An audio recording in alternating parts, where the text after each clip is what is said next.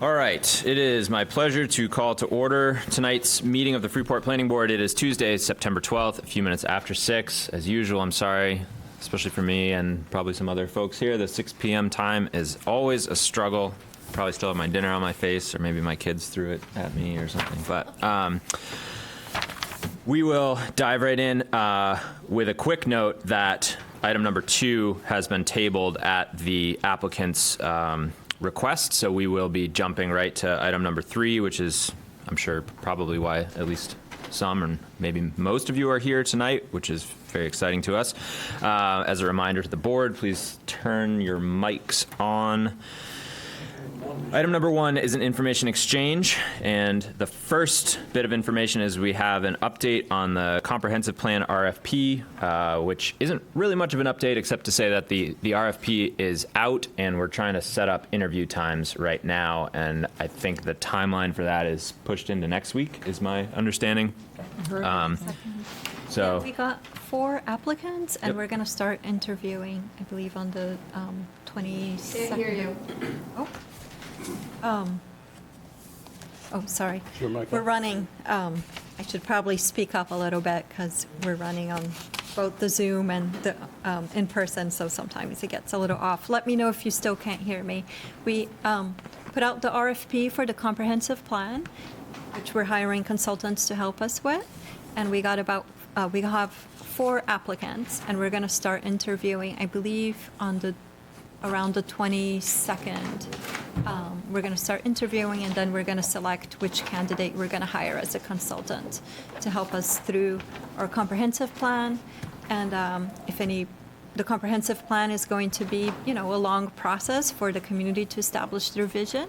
Usually takes about at least 1 year, but sometimes 2 years to get it all through. And the comprehensive plan is a guiding document for Freeport, and it informs our land use. So our zoning and all our ordinance needs to align with the comprehensive plan. We need to update ours because last one was finished in 2011. We'll be looking for everyone to participate in that, just like you're here today. It's an important guide for establishing our future. So.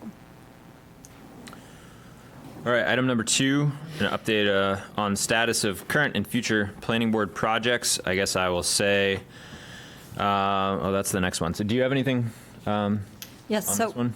we just met last week, so it hasn't been much of a big update. So last week we went through some amendments for our stormwater. That's going to go to the town council.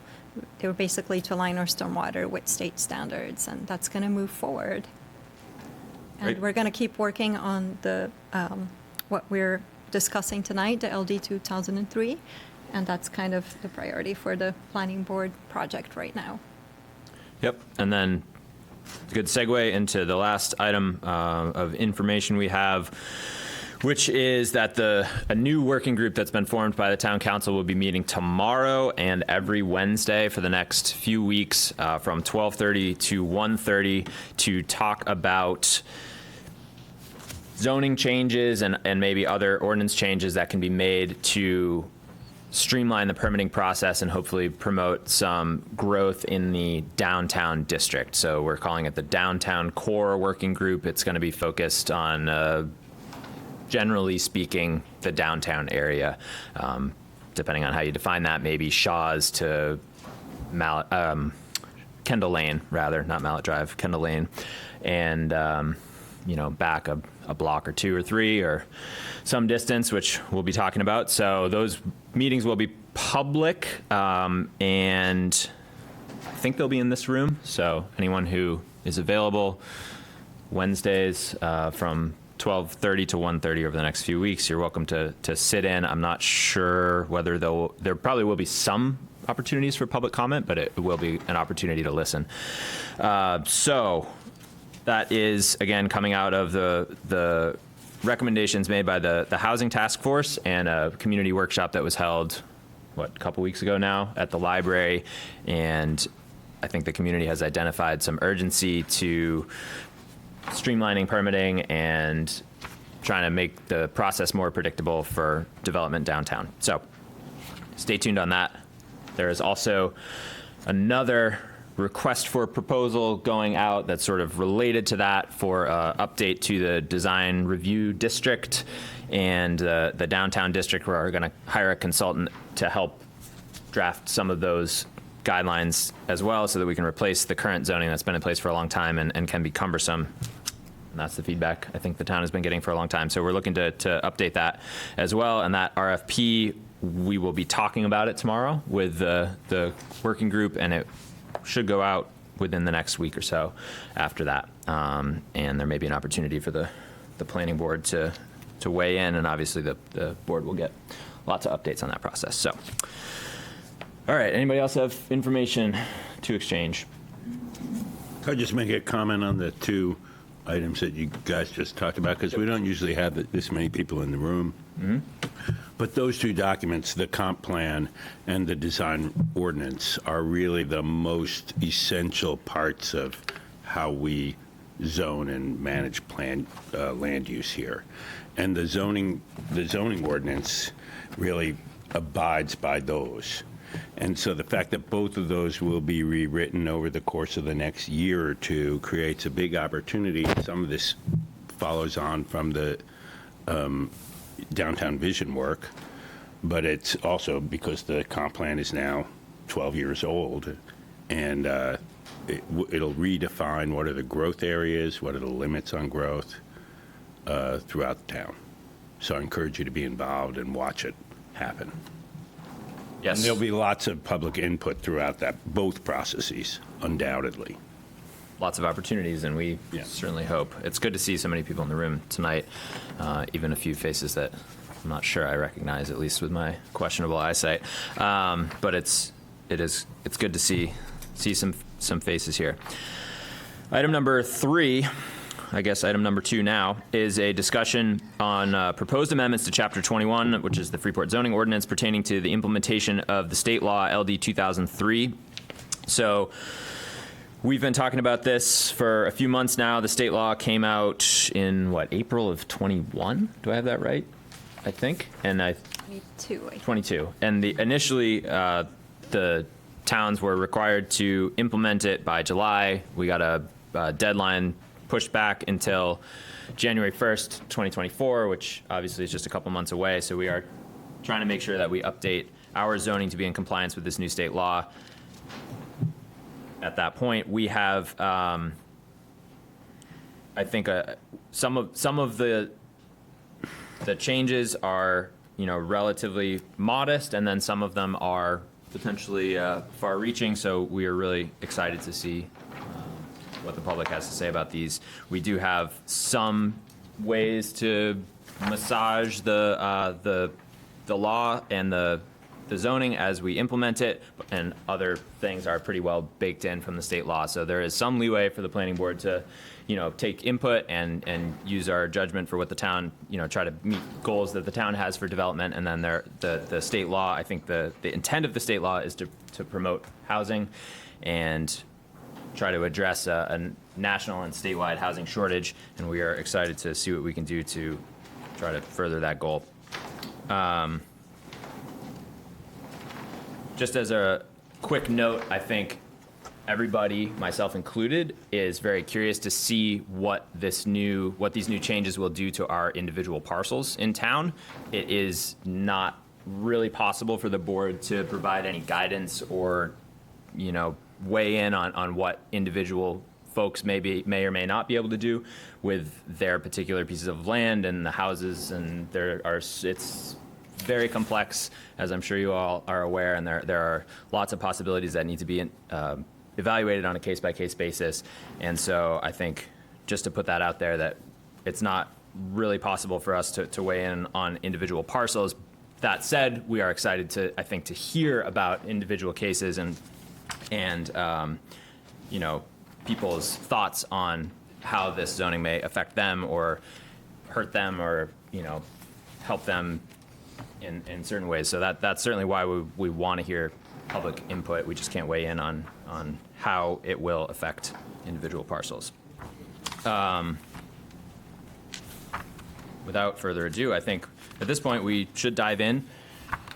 And I think it makes sense to pretty much just go page by page here, unless anyone has any sort of more general questions to start with. I think we kind of just start at the beginning and go through this draft language and address questions and comments, and we'll pay, of course, particular attention to the questions that are in there, where the board has some leeway and some guidance. And we will take public comment at some point, but probably not. I want to right off know, the bat.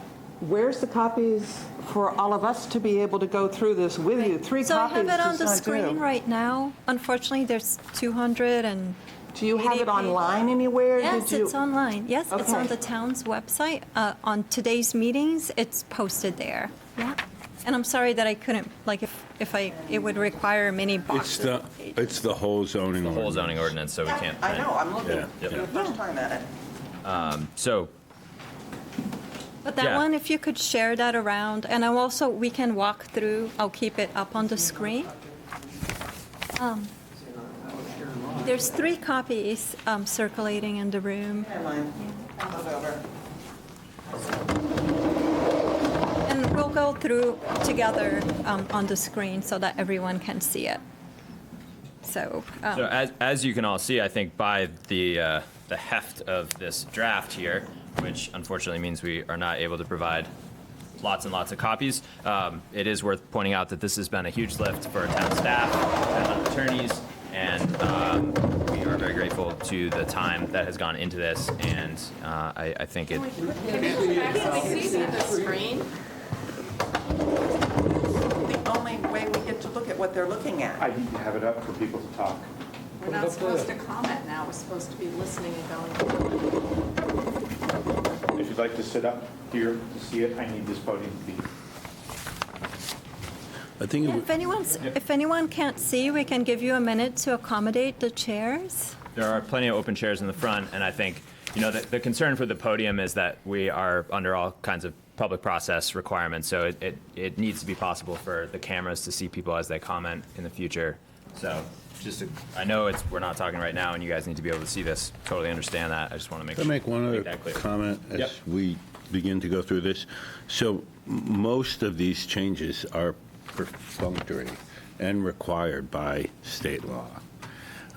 So I think it would be helpful if we pointed out where it was or wasn't Yep, as we we go. will definitely be doing that. Sam, do you think it would be helpful if Cecilia or you or somebody just highlight the major points of LD 2003 before we get into the details? Just I'm Yeah. not sure if Be helpful everybody's to you familiar. guys. Yeah. We did talk about doing that, and we, I think, we can do a super high level. We're wary of getting too far into the weeds Yeah. because there's so much information, and I know that a lot of you have probably been following along. But yeah, we can do a super high level. Cecilia, if you don't, can I put you on the sure. spot for that? Yeah. So for anyone who might have not been here at the last meeting where we discussed this on August 2nd, we've been discussing this throughout the year. August 2nd, yes.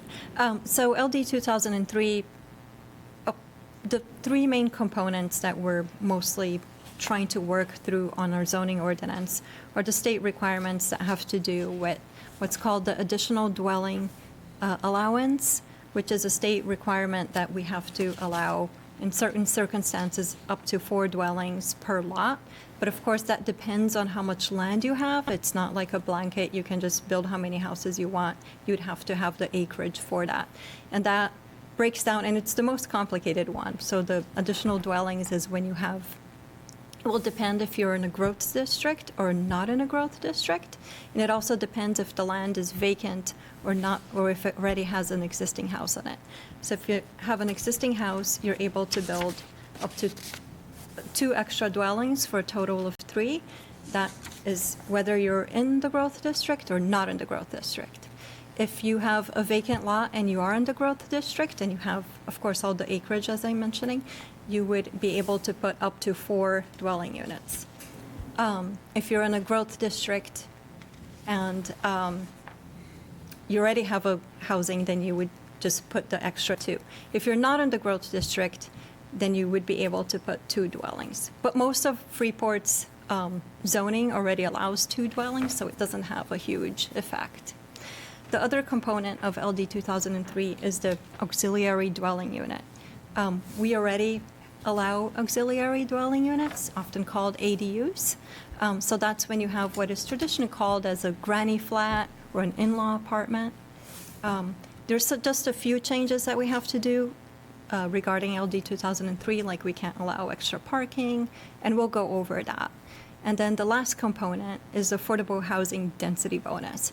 So that applies to any zoning district that allows multifamily units, and that if somebody comes in and they're going to develop an affordable housing development, which we're going to go over the definitions today, they would be allowed to have 2.5 times what would be allowed there if they're doing an affordable development. So that's kind of LD 2003 in a nutshell. Thanks. Yeah. And if we could always talk about which page numbers we're in, then I can put it on the screen so that everyone can see it. All right. Does anybody have any notes on the first couple of pages? My first note is on page 10. Excuse me. Can you tell me what the dwelling is?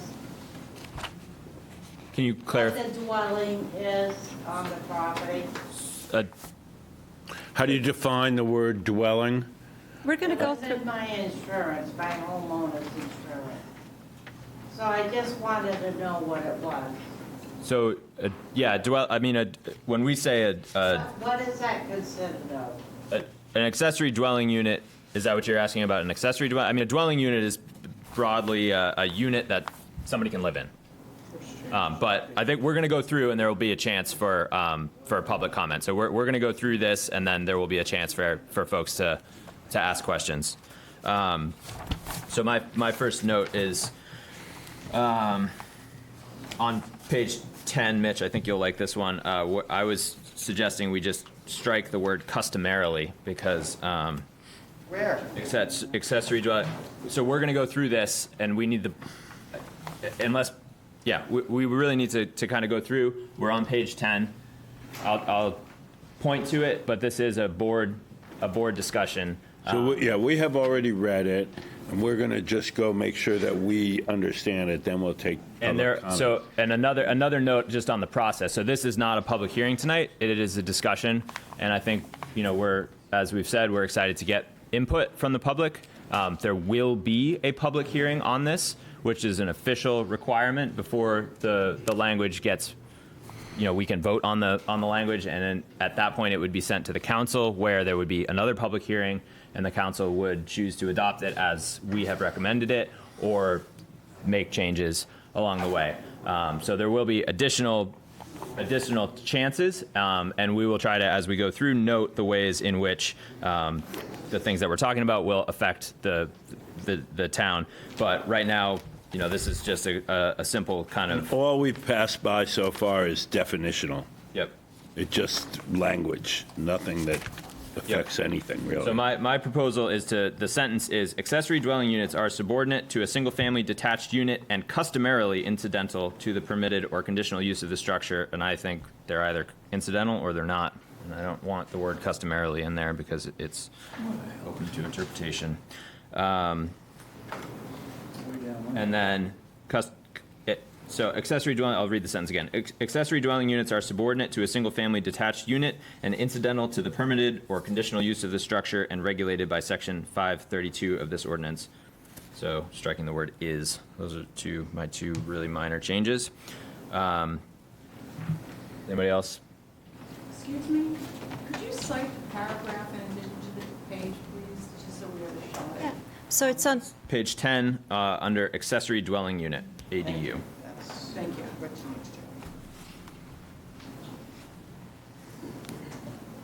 Would it be helpful if I highlighted it? Sure, yeah. Yeah. Yeah. We ask questions now? Let's get through All just that sentence? Would it be helpful to hear what that, I'm not worried we're going to just spend an hour and a half and not know what is on people's mind. yeah. But Let's we get do have to through. do Let's get this. through these 2 pages, so we don't have to turn a page, 10 and 11, Yeah. and then we'll take some questions. So the first kind of policy decision, and we can come back to this when we get to the affordable housing development section, which is a new section 536 that we will be on the draft zoning amendments. So that one, it's for policy discussion, and this definition, as it reads, for the purposes of this definition, an affordable housing development requires site plan review if all of the rental or ownership units are contained within a single structure, and requires subdivision review of the rental or ownership units if they're on separate lots or combined, contained within 2 or more structures on a single lot. So we'll go back to this, but this, I'm just going to point out that this is here as part of the definition as a policy decision to see how we're going to, if we're going to move towards reviewing affordable housing developments, that type of multifamily, just through site plan, so they don't have to go through the subdivision review. And to that, then, it will mean that they would have different requirements in terms of the base density. Yeah, and my kind of follow-up question, when Cecilia and I spoke about this earlier, is would it be possible to allow an applicant to choose if they want to go through site plan or subdivision? Because there may be advantages or disadvantages that might fit a particular project. And I don't know if that's possible from a legal, I don't know how that would work, You're but talking about a single building, right? In this case, a single a single building, yeah, so not, So I don't understand why you need both, but yeah. Yep. Is the red text what the state law is mandating, not in? We'll try to note when the text is, so the red text are the proposed changes, and To our ordinance. right, to our ordinance, and the Satisfied state. exactly, Correct. yes, but there are some situations in which there is leeway for the board to go above and beyond the state law. So the intent of the state law is to promote housing, and so if there are opportunities for municipalities to promote more housing, maybe, so I don't know, what's a good example? You might be able to require an affordable housing development to contain a higher percentage of affordable units than the state is suggesting. So that would be an example of going above and beyond the law. So there is some leeway. And I just want to note that there are people who are on Zoom. There's quite a few people that are on the Zoom meeting right now. And when people comment from the chairs, they can't hear you. So they don't get to listen to the same thing we're listening to in this meeting. So if you could just wait to comment, so when we open up for public comment and go to the podium, then everyone can hear you. For the people on Zoom, Yeah. that question was Yeah, about sorry, was folks at about Zoom. the red text that is in our draft and what exactly the red text is denoting. I had a question going back to section 3. This is page 11, section 3. And so for a rental unit, the cost of rent and any utilities that the household pays separately from the rent is included in the definition of housing costs. And for ownership, the cost does not include utilities and, other costs. So I'm just curious about, how, if you think about the affordability of housing, whether you're renting or owning, of course, it's going to include utilities, right? So I'm wondering if that's a opportunity The for, assumption about the amount of your income that you could or should spend on housing Right, includes utilities in both cases. yeah. So I'm wondering if we can add that to the ownership. Yeah, so this definition is from the state, but we can check with legal counsel to see if it would, if we would. And so it is the state that put in utilities in rental, but not in Yeah. ownership. Yeah, that's my question really, is clarification on where that's coming from and if it's possible to change so that the cost of ownership can, the definition can include utilities as well. And if we are adding there's also a lot of people who paid road fees but are not part of a homeowners association. So that would presumably make sense to have that added too. Yeah, right. We may get into a situation where it's hard to define, hard to draw that line. But anyway, that's the question for clarification. And then, yeah. Yep. So Cecilia made a note about section 4, which I think we'll come back to. Yeah. So, sticking to what we said we would do, If anybody has any questions about what we've just talked about on pages 10 and 11, I know it's probably hard to read. We do apologize for that. But I think really the intent here is to start to familiarize folks with the changes and start to get some feedback. So if anybody has questions, the podium is over here, and procedurally, if you could please state your name and, I don't know, maybe the zone you live in, just so we have a sense. Had a question about page 10. Can you say your name, please? My name is Ken Mann. Page 10, it talks about, in that paragraph that you read, accessory dwelling units are subordinate to a single-family attached unit, customarily incidental to the permitted or conditional use of the structure. Well, we did away with conditional uses back when we went to site plan review. And I looked in definitions, I didn't see any definition of what a conditional use was in our definitions.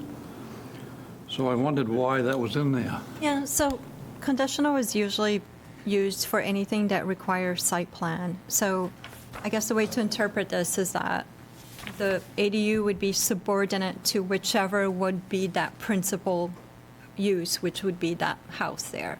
But what is a conditional use in this?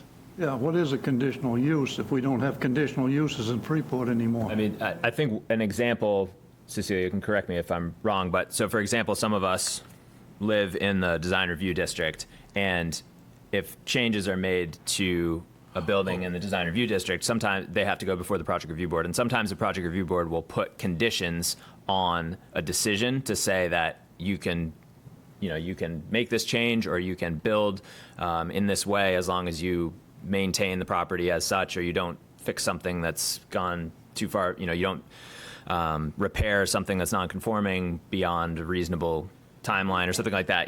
So there may be conditions on a decision by the project review board that may be. Yeah, but that would be permitted as part of your approval. A conditional use historically has been a whole separate category of permitting. Since we don't have that category anymore. We don't call it, yeah, I know what you mean. I think it's a lot like usually towns call something that we call here require site plan review, and then the site plan review will have conditions imposed on it, but we just don't name it out conditional in the Well, if you zoning struck ordinance. those two words, or conditional, what would happen? We don't have site plan for single-family dwellings, do we? Right. We don't have site plan, and we don't have conditional uses for single family. So it's incidental to the permitted use of the structure. So what does that add? How does that help us? That's, I Yeah, think, we can look what- into this definition, and we could definitely keep working on it to make I it think better. what you're talking about is accessory uses, not conditional uses. Well, not Well, it's even, incidental to the permitted. Right, that's what an permitted use. accessory use is, but it's not called a conditional use. Right, so we can look into striking conditional use. Thank you. Any other comments?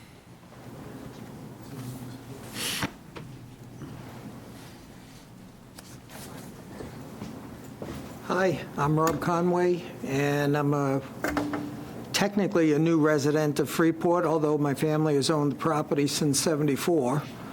What I'm hearing is apartments that are typically rented on a lease basis for multiple months, year. What about this new Airbnb stuff? Yeah, so as I explained at our workshop, on August 2nd, LD 2003 also clarifies that municipalities are able to regulate short-term rentals. We already know that because we have a short-term rental ordinance. So if you have any concerns about people building housing and it's going to become a short-term rental, my advice would be to address that in our short-term rental ordinance and not necessarily our zoning ordinance, because those are, some towns address it on their zoning ordinance. We don't need to do that. If the community feels that short-term rentals are problematic on any way, or if they want to increase them or decrease them, the way to address that, I would recommend, is through the short-term rental ordinance, Thank you which very we have the much. power to create. That ordinance right now has a cap, right? That has not been reached, it has a cap. 300, I believe. Yeah, so there 300. is an existing short-term rental ordinance that is, at least in theory, maintaining a registry of the units that are up for rent in town. Not only a registry, but it's a pretty comprehensive, pretty, complete document. So you could look, review the short-term rental ordinance. It's pretty, thorough. Hi, I'm Lorena Coffin. I'm just wondering, I think you had mentioned at the beginning, but some of the language changes, you said you're going to note whether they were required or whether they were suggested by the town. I'm just wondering, I'm getting kind of confused, like you were mentioning a definition that was defined by the state, but it's here. So I'm just wondering if you can, in those different paragraphs, if you can point out when you're suggesting changes to make sure, like, is this something that the town is suggesting, or is this something the state is saying? And as we walk through this draft, there are some boxes calling out, this is where we're looking for input from the planning board, in terms of, making these policy decisions. The affordable housing example is something that is from the state. So we don't have to adopt the definition from the state word by word. It's always better when you do that, because then there's no, question about whether we're meeting, what we need to meet. So, for instance, that affordable housing definition, we inserted it there because it is new, it is from the state, and we do have to. No, that's fine. It's just helpful to know which is which. And you keep mentioning the workshop on August 2nd, but I just want to say, like, people like me, I didn't hear anything about the workshop. I just got a notice about this meeting. So this is sort of like the first time I'm hearing about it. So when you refer back to the workshop, I know you've probably worked on this for many months, but it's the first time that for me personally, that I'm hearing about it. So it's good to still have that background information. Yeah, absolutely. And I know there's like Thank a mix you. of people who were here before, and thank you for that feedback. And that's why I included, and I can print more copies and have them available at the office tomorrow, but on the website link, there's a link to the state guide too, which you can refer to. It has a lot of good information there. It's very resourceful, has a lot of questions and answers as well. And you could watch the August 2nd recording. It was recorded, and you can watch it too, if it helps, for all it's worth. Also, when you see something that is crossed out, like we already had a definition for accessory apartment. We call them accessory apartments. Our draft wants to. I'm suggesting that we call them accessory dwelling units, so that aligns to what the state calls them and what a lot of other municipalities call them. But usually when you see a cross out, that's something we're changing that was there already. We do have hands on Zoom. Yep. Can we take that? Yep. Okay, John Lowe, I'm going to allow you to talk. Hi, John. It looks like you're muted. There you go. Hi. We can hear you. Can you hear me? We Yes. can. My name's John Lowe, I live on Ledgewood Lane, Freeport, North Freeport. And my question is, when you first started the introduction, you said that, you couldn't do anything about individual properties and so forth. And I understand that. So who in the town do we as individuals go to see if we do comply to this new ordinance and these changes that are going to be made? Who is our contact person or body in the town that we as individuals can go to? Thank you. Yes, sure. So just to clarify, everyone complies. We're not creating zoning amendments that are going to make people not comply with anything. So you're safe. This is more about just increasing housing opportunities. Private property owners can decide that. Whether you can take advantage of any of these zoning amendments to increase housing opportunities, you would need to talk to the code officer. However, the code officer will not be able to help you interpret how LD 2003 will affect you until it actually becomes part of our ordinance. The code officer has not had time to look over these draft amendments, but we will be working with him to make sure that he's interpreting it how we mean it to be. It's oftentimes a difficult thing for the code officer to do because it takes a lot of time to go through a property file and to understand what's there. And sometimes it might be, measuring and making sure there's a property survey. So oftentimes what the code officer can do is point you to the ordinance so that you can read it and then ask questions or if you still have them. I think we have another hand down. Thank you, John. Sarah Doughton, I'm going to allow you to talk. Hi, how are you? Hi, we can hear. So one, thank you so much for the card in my mailbox because like Ms. Coffin, I was not aware of the workshop or anything like that. So I got this in my mailbox. I knew about the meeting and here I am.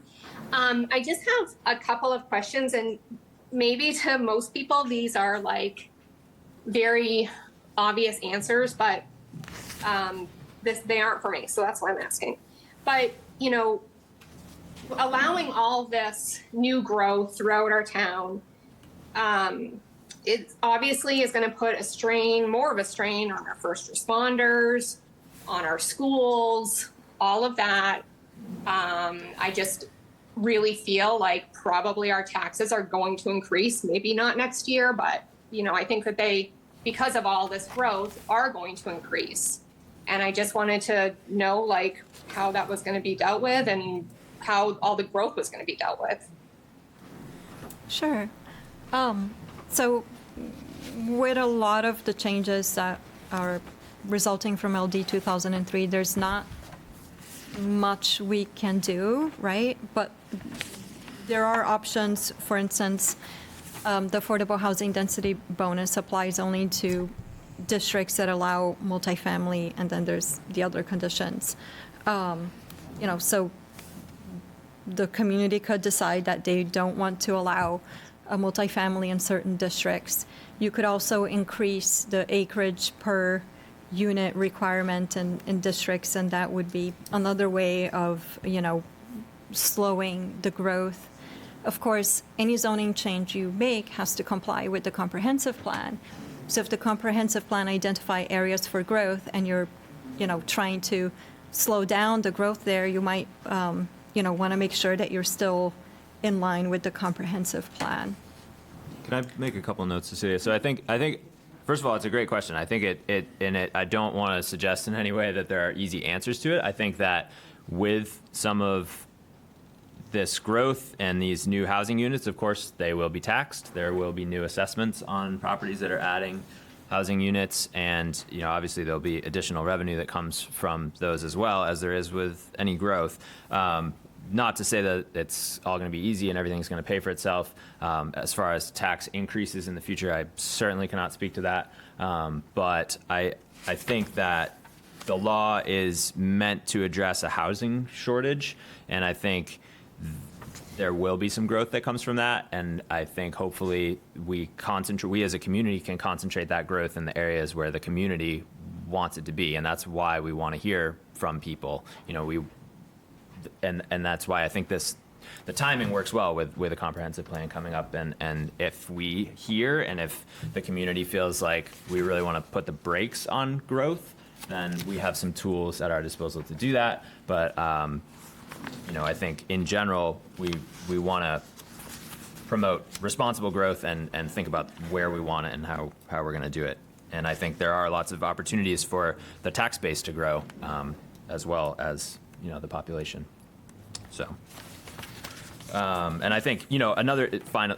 Sorry, I don't want to go on and on about this, but I do think that a lot of, in my thinking about this, the town is going to grow. We see subdivisions going up, I drive Route 1 North just about every day from my house, and there are subdivisions up there. Some are in Brunswick, some in Freeport. There are subdivisions approved with some regularity in town. There is new housing being built in town.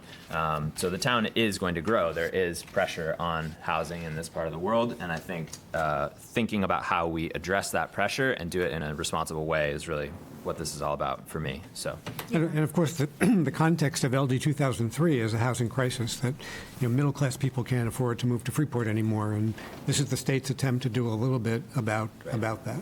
yes. I want to make sure that the middle-class people of Freeport don't get pushed out. Yeah, because I thought, they well, can't pay their taxes. That's very much And what. also, I also wanted to add that I live on Merch Road.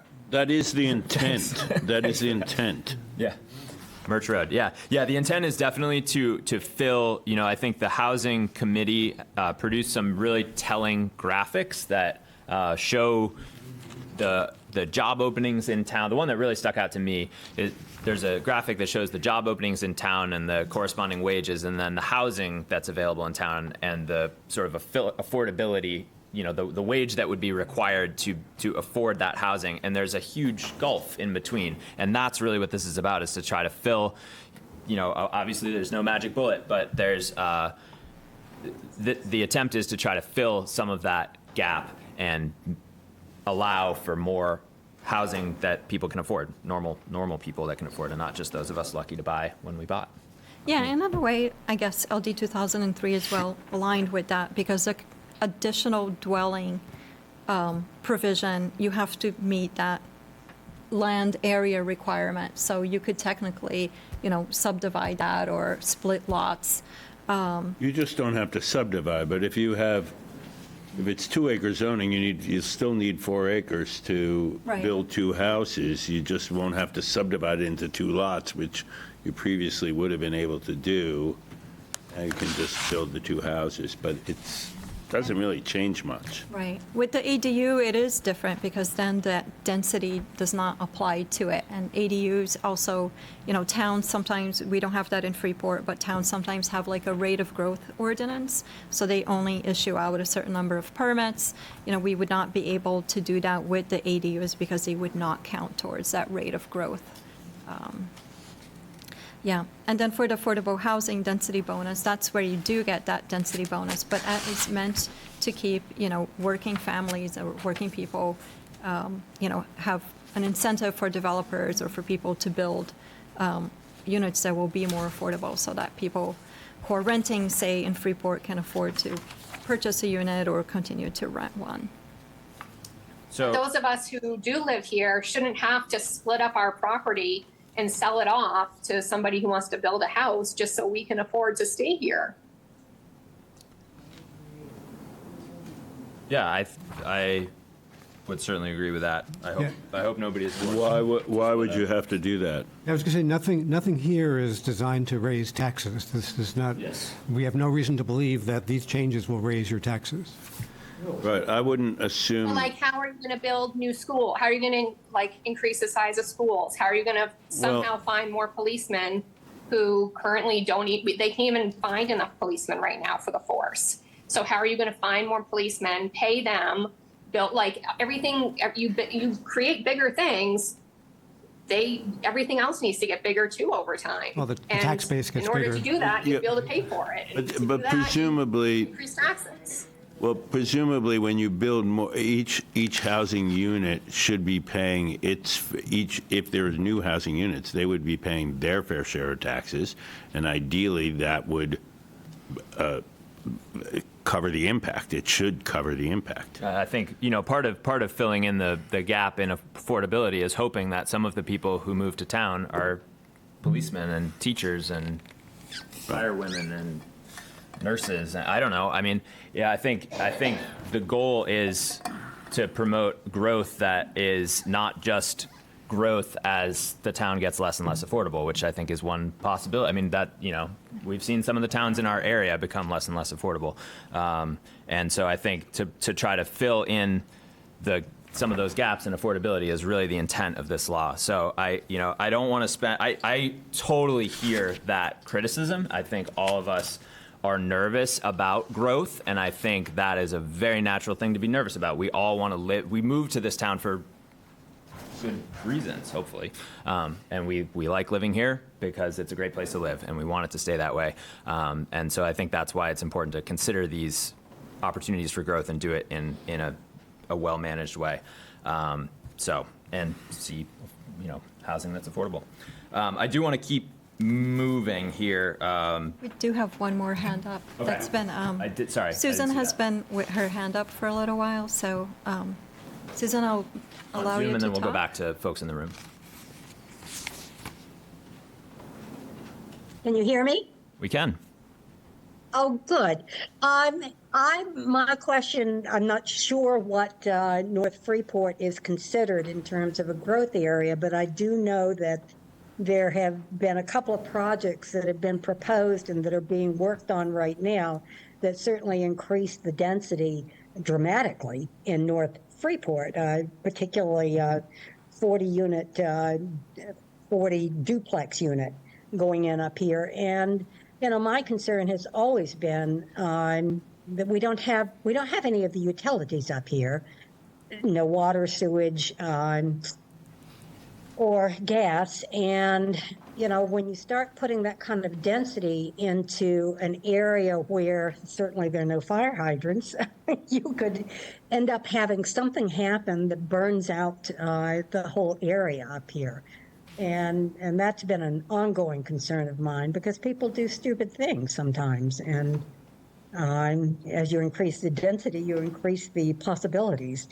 So I guess, my concern is, I don't really have a question, but my concern is that as you're considering changing the zoning, which I assume is in my area too, that the safety is on the top of the list in terms of people living in a certain area where we don't really have the ability to protect it. I think that would be a great question for the fire chief. Right, but I mean, Ask Pat. but just to keep us focused for this evening, that's an issue that will be addressed in the comp plan, where and how much growth in what locations. And our task tonight is to make the adjustments to the zoning ordinance required by the state, particularly related to the three areas that Cecilia outlined, which is accessory dwelling units. They will not be bringing generally children into the town. These are for young or old people, generally. And the second one is the additional dwelling units per lot that is required by the state. And the third is the affordable housing density bonus, which only applies to areas where multifamily is already permitted, and it would allow those multifamily buildings to be denser than otherwise permitted, but they would still need to abide by height requirements, space requirements, setback requirements, all the other zoning issues. Right, and if the town, I think, wants to limit multifamily housing to growth areas, then that is well within our purview. So Right. we would, that could have zero effect on the rural districts in town. But the broader issues of growth that keep being brought up, I think, are real, but they're really going to be affected more by the comp plan than this. Yeah. So I don't know if I might have not made it clear at the beginning of the meeting, but we do have to comply with LD 2003 by January 1st, which is kind of why we're rushing through the amendments today. Unfortunately, it costs a lot of money to notify the whole town. This was like the first time I've ever done it. It's about $2,000 to send everyone a postcard. So, we have a great planning board that loves to hear the public opinion. So if you keep checking the town's website, then you would follow what's going on. We've been discussing this for quite a few meetings, and we need to get, we need to make sure that we have a more formulated, finished, draft for the next planning board meeting so that we can get it approved and make it implemented by January 1st. Because if we don't, then we won't comply, and then people could still come up with proposals and just say that our zoning ordinance is invalid because we're not abiding, we have to meet LD 2003, whether or not we have it in our ordinance. All right, okay. We have a couple more questions in the room. Jim Catlin. I live on Bartle Island Road. I just wanted to come at it from a younger person, young family living in Freeport. I look at this not as being forced to sell off part of my property in order to afford to live here. I look at it as an opportunity to generate more income for my family so that we can live here. So I think as a young person in the room, I feel like it's a great opportunity, and maybe other people disagree, but just wanted to offer that perspective. Thank you. Hello, my name is Jonathan Nichols. I live here in Freeport. I do have an accessory dwelling unit that I rent at my house.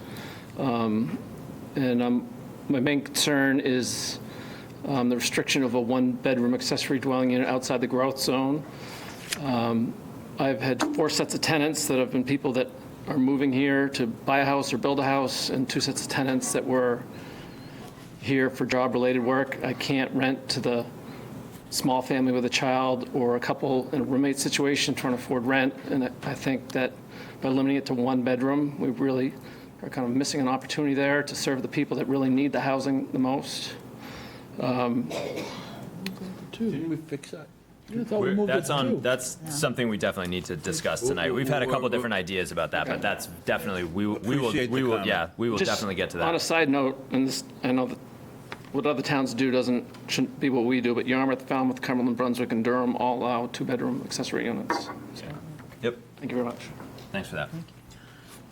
So the next change, I'm just going to try to go through these quickly, even if there are no comments. I can point out, I'm not going to have comments Yep. until her questions. Yep. we did add in a definition for tiny homes. We modified the definitions for dwelling. One of the things that is also part of LD 2003 is that fair housing. And we've been advised to not have, the word family, because then we're really having to define what a family is. So we did make some changes to the definition of dwelling. And while we were at it, we included tiny homes. And then we added the definition from the state for tiny homes, which is, if anyone has any questions about that. I think we're jumping ahead a couple pages there. That's age So 36. if we go to, I just want to go through the state definition, like for base density. Yes. Just so folks are, can we put up page 14? Yes. So the base density is just a new definition that defines, I can read it for those of you, it won't take long. The maximum number of units allowed on a lot not used for affordable housing development based on the dimensional requirements in each zoning district. Base density for affordable housing development that is not subject to subdivision review is calculated using the space standards for lots which are not within subdivisions. Base density for affordable housing development that is subject to subdivision review is calculated using the applicable space standards for lots in subdivision. So basically, what this is saying is the base density is the existing density that is allowed in that zone. And it is just a new definition so that we can refer back to that. So that when you get the 2.5. Right. Yep. It's based off of something. Yep. I'm going to assume there are no questions on that. The centrally managed water system is another new definition that basically just defines a water system that serves 25 people for 60 days a year or more. It's a state mandated definition. Basically not like a super private septic system, but bigger. Or state definition, not Sorry, mandated. not for us mandated, to state put us definition. under. And then there's the next level up, which is a comparable sewer system, which is on page 16. And that's a subsurface wastewater disposal system that discharges over 2,000 gallons of wastewater per day, as regulated by a state statute. Just for reference, 2,000 gallons a day, based on my limited research, is roughly 7 houses, according to the state standards for what kind of an average single-family home discharge is, which is 300 gallons a day. So those are the 2 or 3, I guess, new definitions that are added on the next couple of pages. We've talked a little bit about a designated growth area. That's another new definition, and that's an area designated in Freeport's most recent comprehensive plan as suitable for orderly residential, commercial, or industrial development, or any combination of those types of development. And that will be defined in our new And is comprehensive currently plan. defined. Right, it is, in sorry, the yep, it is. Existing comp plan. It is currently defined. Yes, Andrew? What is orderly? We are going to talk a lot about that over the next 2 years, I think. Compared to not orderly? Yeah. What does orderly mean? Yeah. That's my question. Suitable for, should we strike that word? Yes. I think What we does that should. word mean? Yeah. That might be a state A definition. state I think. definition as well. Yeah, I mean, I think the intent is to say, we are thinking about this, we are doing this in an intentional way rather than just a haphazard way. But I agree that the intent is there without the word orderly, so. Dimensional requirements are setbacks and building height, lot area, those sorts of things, again, still on page 18. And then Cecilia just talked about the changes to the definition of dwelling, which are coming from the state or our attorneys or some combination of the two. Right, we are trying to eliminate the use of family so that we don't have to define family. It's something that has been recommended to us. And here I changed the word from two-family to duplex. We can rechange it to two-family. Once again, I'm just really trying to escape the word family. With single-family, I think it's so nationally known and understood that I thought that we could keep it there. Gotcha. So we're just putting them to structures. This is just definitional stuff. Yep. We haven't gotten into the, So, an existing dwelling unit is exactly what it sounds like. That is a new definition, but just to say a dwelling unit that exists on the lot. Potable drinking water, again, pretty standard. Residential use, the only comment I had here, so a residential use is just a use permitted in an area by a municipal legislative body to be used for human habitation, and it may include any of the dwelling types that we just talked about, single family, duplex dwelling, we might want to change that, right? Oh, yeah. yes. There are some. Currently, it says two-family dwelling, but we're gonna change that to duplex dwelling, tiny home, or other multifamily, multi-something dwelling, multifamily dwelling. I think we could say delete the or. There's a couple extra letters in the word except on the last line there, but Yeah, we have a typo on minor. the last line. What page you on? I am on 31. page 31. All right. And lastly, we have the addition of the tiny home, which Cecilia already talked about. And that one, for anyone interested, is a state defined structure, I guess, at this point. It is defined in state statute as of a couple years ago, I think. And that's on page 36. Yep. Of course, this will not be the final pages of this document. It's just the one we're using on this draft, so we have to update the table of contents. So, those are the definitions. At this point, we are diving into the general use regulations in a little bit more depth, starting on page 39, where we are striking section C. Yes, well, we're striking section 201, general restriction C, because we're deleting it because we need to allow more than one single-family house per lot. So that was a provision that said you could only have,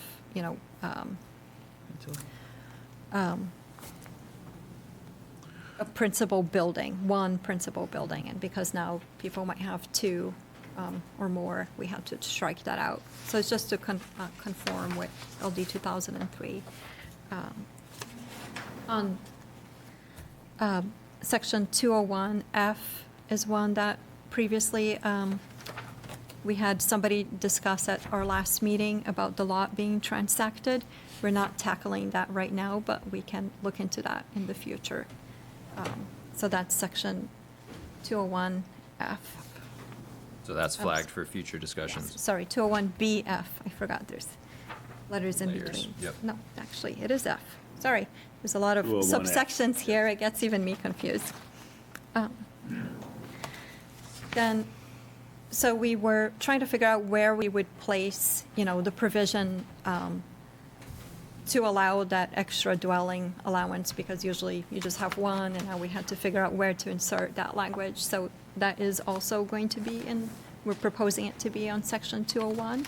So that will be page 40 when we talk about dwelling unit allowances. And this is the one that has that additional dwelling where if the lot does not contain an existing dwelling, you can put 2 if it's outside of the designated growth area. If you have a vacant lot or does not contain an existing dwelling and is located in the growth area, then you could have up to 4. And then if you have an existing house, then you could add up to 2. This is an area that we need some feedback from the planning board, because since the existence of the dwelling, we were concerned that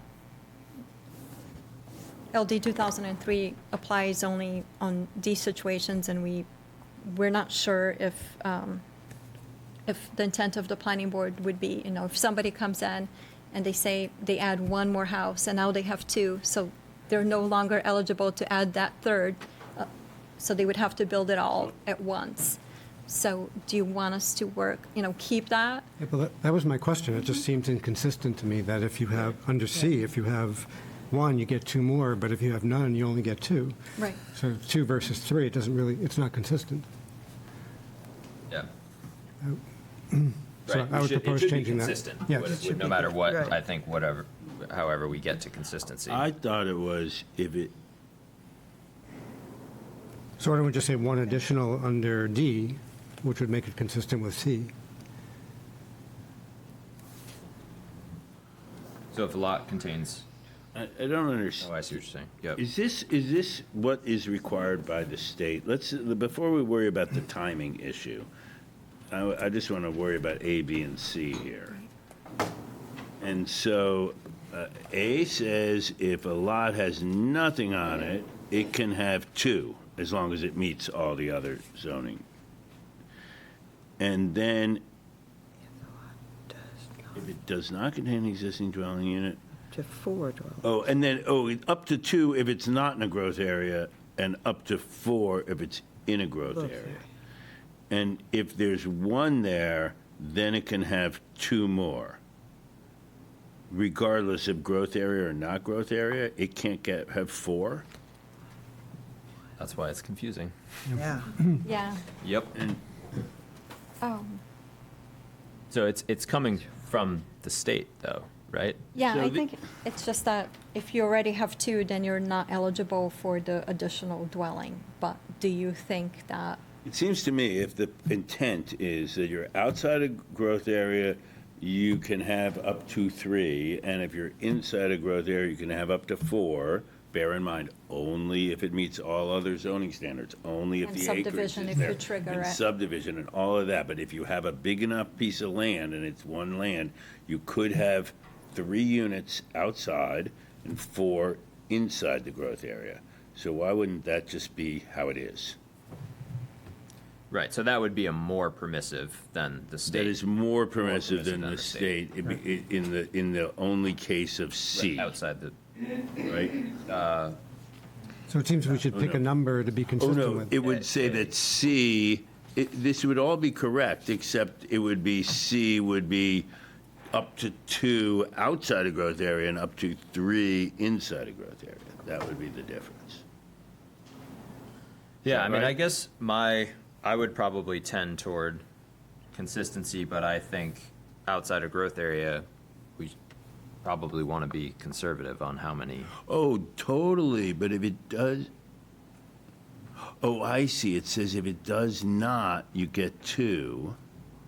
Right, so if you have an empty lot, say a 5-acre lot, that can meet the underlying density requirements of, say, the RR1, then you can build 2 units, either in one structure. But if you or already separate. have 1, then you can build 2 more? 2 more, whether or not you're in the growth area or not. I think it's like, maybe the intent was like, you already have a house there, you can add 2 more. Yeah, and we probably can't cut back on that, right? Because that's a state, that's part of LD 2003, is saying that. Right. You can't, okay, so we can't, okay. So if we wanted to take the But I guess most the- restrictive approach, we would, The area that you could cut back would be, that's if you have one, but then if that person adds one other one, right, or an ADU, It's like then kinda they like have one 2, shot. and now they're not eligible for that 3rd one. Why would that be? Because of D. I would say D should allow 1 additional, and that would make it more consistent. D. Oh, So you just if strike the it. lot contains Is that what you're 2 or Yeah, more. well, instead of no further allowance, one additional. more. Yeah, That's right. Gotcha. That Yeah. fixes it. yeah, that's what I've been trying to say. Yeah. If a lot Thank you. contains 2 or more, yeah, then you get 1 extra. Yeah, I mean, but that would be more permissive, yeah, that would be more So you're permissive. going to add 1 on the D. But the part I don't get is why is A say D instead only of no 2 further allowance? and not 3? Because it's meant to be Outside of the growth area. outside of the growth area, so I think permitting a sort of, Well, but this, D is going to permit 3, yeah. and B is going to permit 3, but A does not permit 3. It may be some, to stop, like I don't know, if you had a big parcel, dividing it into a bunch of smaller lots that are, What's the difference if it's not, if there is or isn't a house there? In the end result, it's, you have 10 acres, you have 4 houses, you know? my suspicion, and I don't really know, is that it comes, I mean, I think it comes from trying to put a little bit of a damper on somebody coming into a large parcel and figuring out how to divide basically an open field with the lowest regulatory barrier possible and put as many units as possible. So it's like a slight damper on that. That's my sense. I don't got it, but that's what I think it's coming from. We got a question there, Sam? I've, relative to this, Yes. in an area outside the designated growth area, A allows you to have 2, C allows you to have 3, and D allows you to have 2, depending on what was there initially. If you want to be fair, if you have to give somebody 3, the other 2 have to get 3 also, or it's not fair. My general opinion. That's, That's what Wayne was saying. yeah, I mean, Just so strike no A fur- needs 3 and But D it means- needs 3, or you need to get rid of 1 from C. These we are, can't get rid these of are one the from C. choices, or you're being, Well, that's, but we can't and get you're rid of being one really from C. unfair to a whole bunch of people if you leave it the way it is. Strikes- I think the board is generally in agreement with you. I think what we're struggling with is where we can actually make a change and where. Well, what it says is that You got an amendment? Wayne's got an Yeah, amendment right Wayne's got a here. good amendment too. I think that's fine if we want to move on from that. Just strike, recognizing that- just strike no further No, allowance there's, and 1 additional. it's 2 separate changes. It's in D that 1 more is allowed, and it's in A that up to 3 are allowed.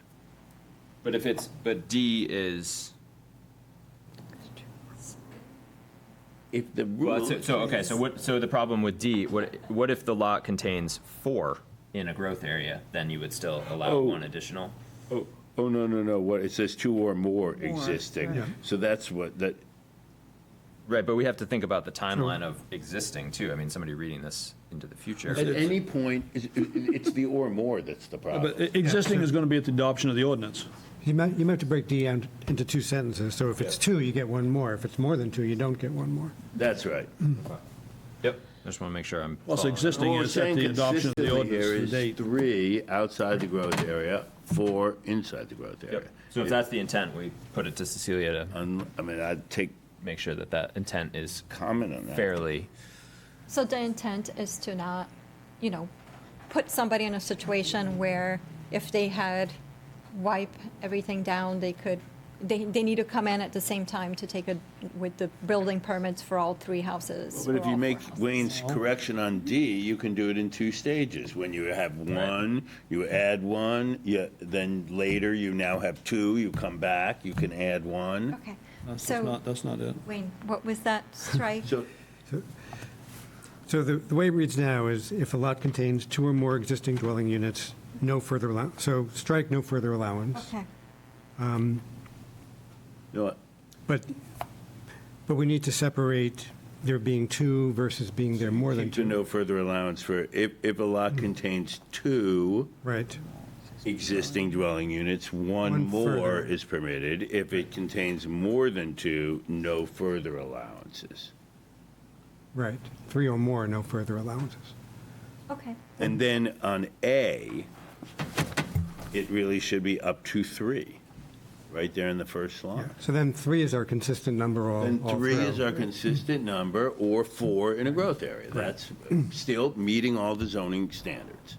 That And strikes so me I as think at correct. that point, the point for feedback from the public and the board, of course, becomes if we wanted to make, if that was too much growth for the town in rural areas to allow three everywhere all the time, then do we change the underlying density to say that if you want to build three, you need a bigger lot, So effectively? in the comp plan, we could always adjust it and say, you used to need 2 acres, but now you need 4 acres. We Right, could that's do what I'm that. saying. Yeah. And that's how you a would down- regulate it there, but it doesn't seem fair Yes. that if you. No, we're on the same page. I'm just pointing out, I think that would be the place to make. To that- limit the so- growth. To folks listening and thinking, wow, 3 houses on any lot in the rural district, that's not exactly what we're talking about. I think there are still opportunities to change the underlying zoning so that some lots might be able to do 2 at, with a certain density, other lots might be able to do 3, but it's not just,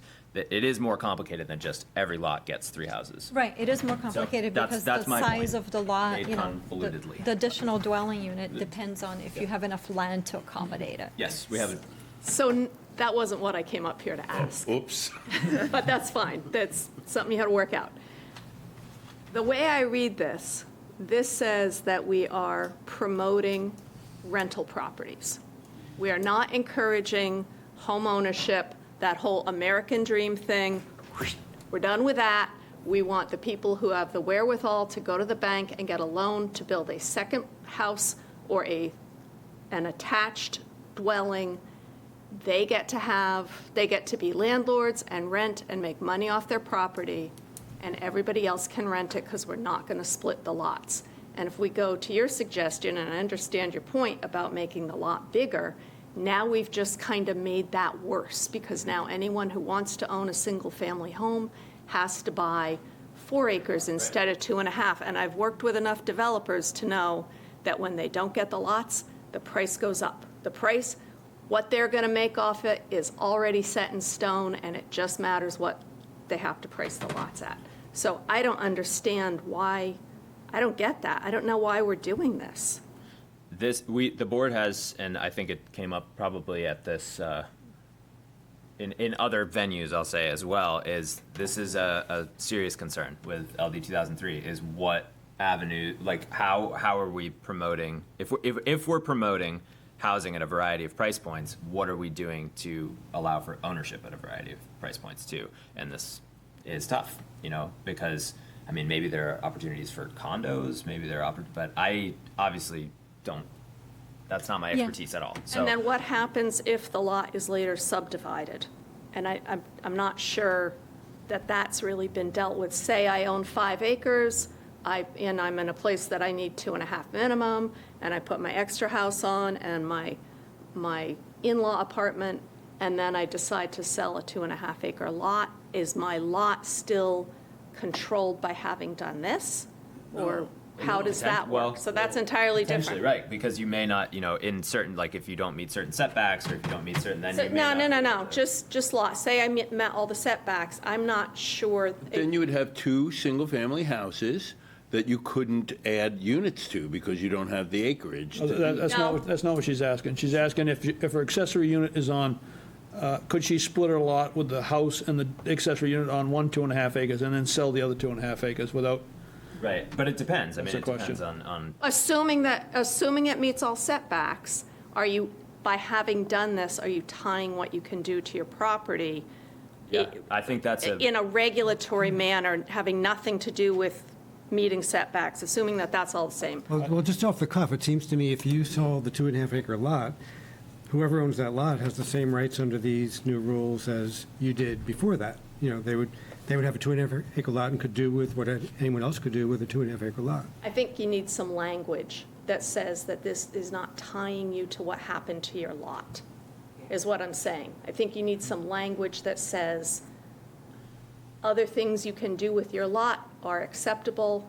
I think there needs to be something, because somebody's going to come and say, well, someone 10 years from now, us, is going to read this and forget this discussion and say, oh, well, no, you've already done something with your lot, and You're that's saying the thing. the lot is tainted forever because somebody... Because you took this option, exactly. The situation that comes to mind that I'm trying to communicate, I think, is a 5-acre, say a 5-acre lot in a zone that has a 2.5 acre minimum lot size. If you put 2 houses on it, then you subdivide it, it might not meet the base density on that lot. So you would then be creating a non-conforming lot, right? Because then it would have 2 dwelling units on it that don't meet the density requirement for that zone. Only if theoretically. you'd have to, No, I don't see how you'd do that. you couldn't do it. No, I don't understand why you're violating the density, because if you've got 5 acres and it's a 2.5 acre minimum, and you put your house and your apartment on. There's lot size and then there's density. So if the density were not met by two homes on a 2.5 acre lot, then you could conceivably create a non-conforming lot, right? You You're couldn't. not supposed to create a non-conforming It lot. depends on whether Right, the two, exactly. So if then you're you'd be saying the stuck. 2 houses are going to be on the same 2.5 acres, that That's won't an work. infringement, yeah, that wouldn't Right, work. that's what I'm saying. So you would be then, you could have subdivided your lot and now you would not be, so you'd be tied into something that you, But are we So talking all about two? of this is subject to, Subdivision, if you trigger it.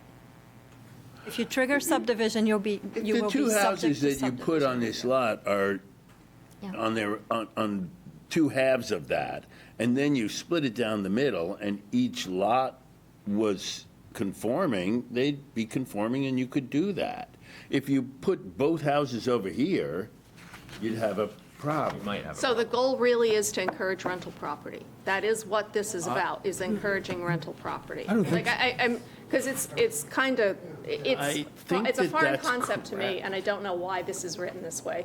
But it sounds like what you're saying is, no, this is so that people will have more rental houses because it's their same lot, and they've put 2 houses at the appropriate minimum lot sizes.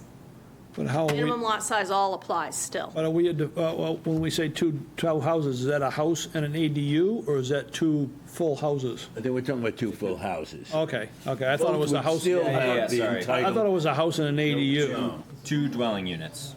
Yep. I think you need some You still language could have an in, ADU. I think you need some language in here that says, doing any of this is still subject to minimum lot size in your particular. Yeah, and that language is there. And future subdivision is, same way. But a lot of this was brought up, I mean, a lot of us campaigned for ADUs, they called them mother-in-law apartments years ago, so people could take their land and build a unit on it and have some rental income to pay their taxes in the future. That was the base goal years ago. Kenny and I and other people fought for it, and we got it through, and this is, basically state legislation now that you can have one by right, as long as you can meet sewer requirements and stuff like that.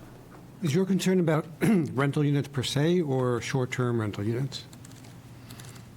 My concern is to make sure that home ownership continues to be as Sure, but readily available to people as rental unit- possible. That's right. my concern. The it's a rent, good concern, but rental units are also there to ameliorate the housing crisis. So rental units are not a bad thing. I didn't say they were, Okay. but they're not. Yeah, no, I think it can help To the pick one homeowner. over the other. I It can would help prefer not to home pick one ownership over as- the other. it can help home ownership as well. Somebody who grew up in a 2-family house that my parents could afford because we had the second And- unit, I'm just, and yes, but not to say one is better than the other. No. I didn't really understand what the point of this is. I I'll think make one I other get it now. stupidly gratuitous comment. I'm sorry, but I have to say it because this was a dramatic taking of local authority by the state. Without a doubt. I am amazed that all the communities of the state did not say, you have no right to do this. However, they did do this. And in fact, what they did, I think most of us agree with, is a good thing. And we might have done it ourselves if we thought about it. So I get the spirit. I don't, but we are a little constrained by state law. Are we doing anything to improve home ownership other than giving someone the right to, I mean, it seems, I guess this seems one-sided. It seems like this is what this does, is allow people to put up rental units. With the Doesn't seem, If there's more housing units, then there's more supply of housing. If there's more supply of housing, the price of houses won't be as high and the barriers to entry won't be as high. If you have more supply of people housing, that's a can't- good thing. for Not if homeowners. there isn't the supply, if there's a supply of rental unit, there's a supply of single-family homes, these are different supplies. It's like saying, Well, but they affect supply each of other. car and truck, they're different things. Yeah, but a lot of this is tied to you actually living on, somebody living on the place. So if you build a house, you can build a accessory dwelling with it, and that helps you pay for the land in the house you built that you're gonna live in. I could rent both of them, could I not, to people and live somewhere else entirely? Well, we talked about LD that. 2003 is not about regulating if you're renting it or Okay, not. We so- can regulate short-term rentals, but Yeah. the purpose of the law and the spirit was that the state noticed that we are facing a horrendous housing crisis, and this is their effort to ameliorate that by increasing the supply. So I think the point, as I said a while ago, I think the point is well taken, and it is something that we've talked about before in this and other venues where it's sort of an open question. How does this help? It helps the supply of housing, and I think that's the intent, full stop, helps the supply of housing. If there are actions that this board or other folks in town can take to specifically target ownership in the future, I think we can and should do that. I also think that we, like Mitch said, we are somewhat constrained by this state law, and we didn't draft it, and it was not our intention to specifically target rental units. And the town has done things to improve, to decrease lot size. We decreased lot size in the village area, we made the In the flexible comp rural plan, lots. I hope We have we done do. things to try and make smaller lots available, which theoretically should be Right. more affordable. Correct. Yes. So, So I think any those- more of that you want to do Yeah. would be lovely to include. I think that Absolutely. is a conversation for future meetings, and it's, I think, something that I am interested in, and I've heard over the years from this and other makeups of the board, a lot of interest in that sort of thing, so. All right, thank you. Yeah, Thanks and- for all your work on this. Thank you. And the affordable housing density bonus, that one is, it could be for rental or ownership. So, it's possible that some people will develop these affordable housing developments and take advantage of the density bonus and then sell, those lots for people who meet those income restrictions. So that will be a path towards ownership. We are trying to, we did not receive information back on time, but we are checking with the town attorneys to see about, whether the ADU or the extra dwelling units can be sold in a condo type of circumstance. We just don't have that answer for you right now, but we are going to ask that.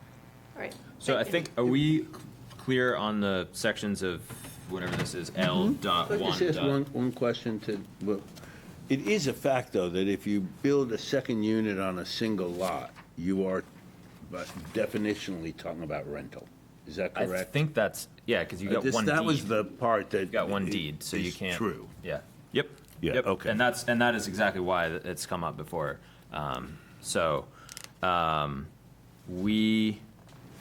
We solved page. I don't know if we're getting into this on and off public comments, but okay, nobody has their hands risen, but I So just I wanted think to we check solved on it. page 40, or we We at least solved 40. communicated the intent. Yes. So Cecilia, you have enough to put it in writing at this point?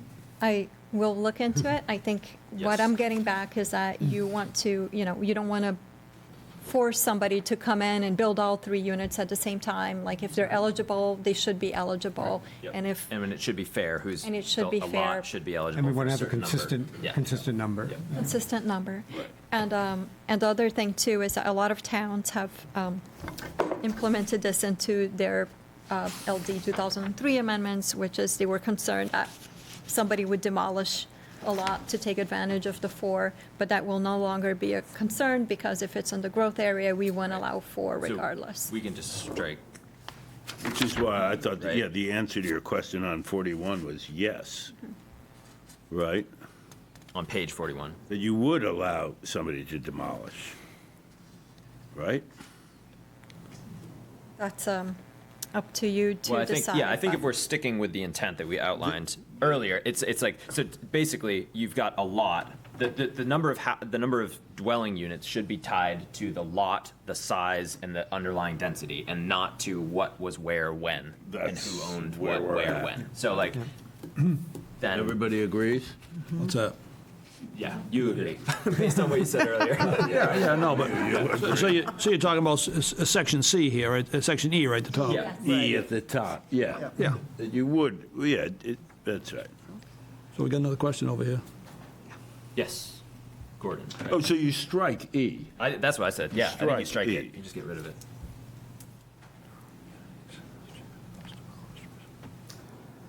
My name is Gary Laughlin, and I addressed the board last time at the last meeting, and I've submitted a letter, which you have in your information there. And I don't want to get into a big thing on this, but I just wanted to speak to Part C.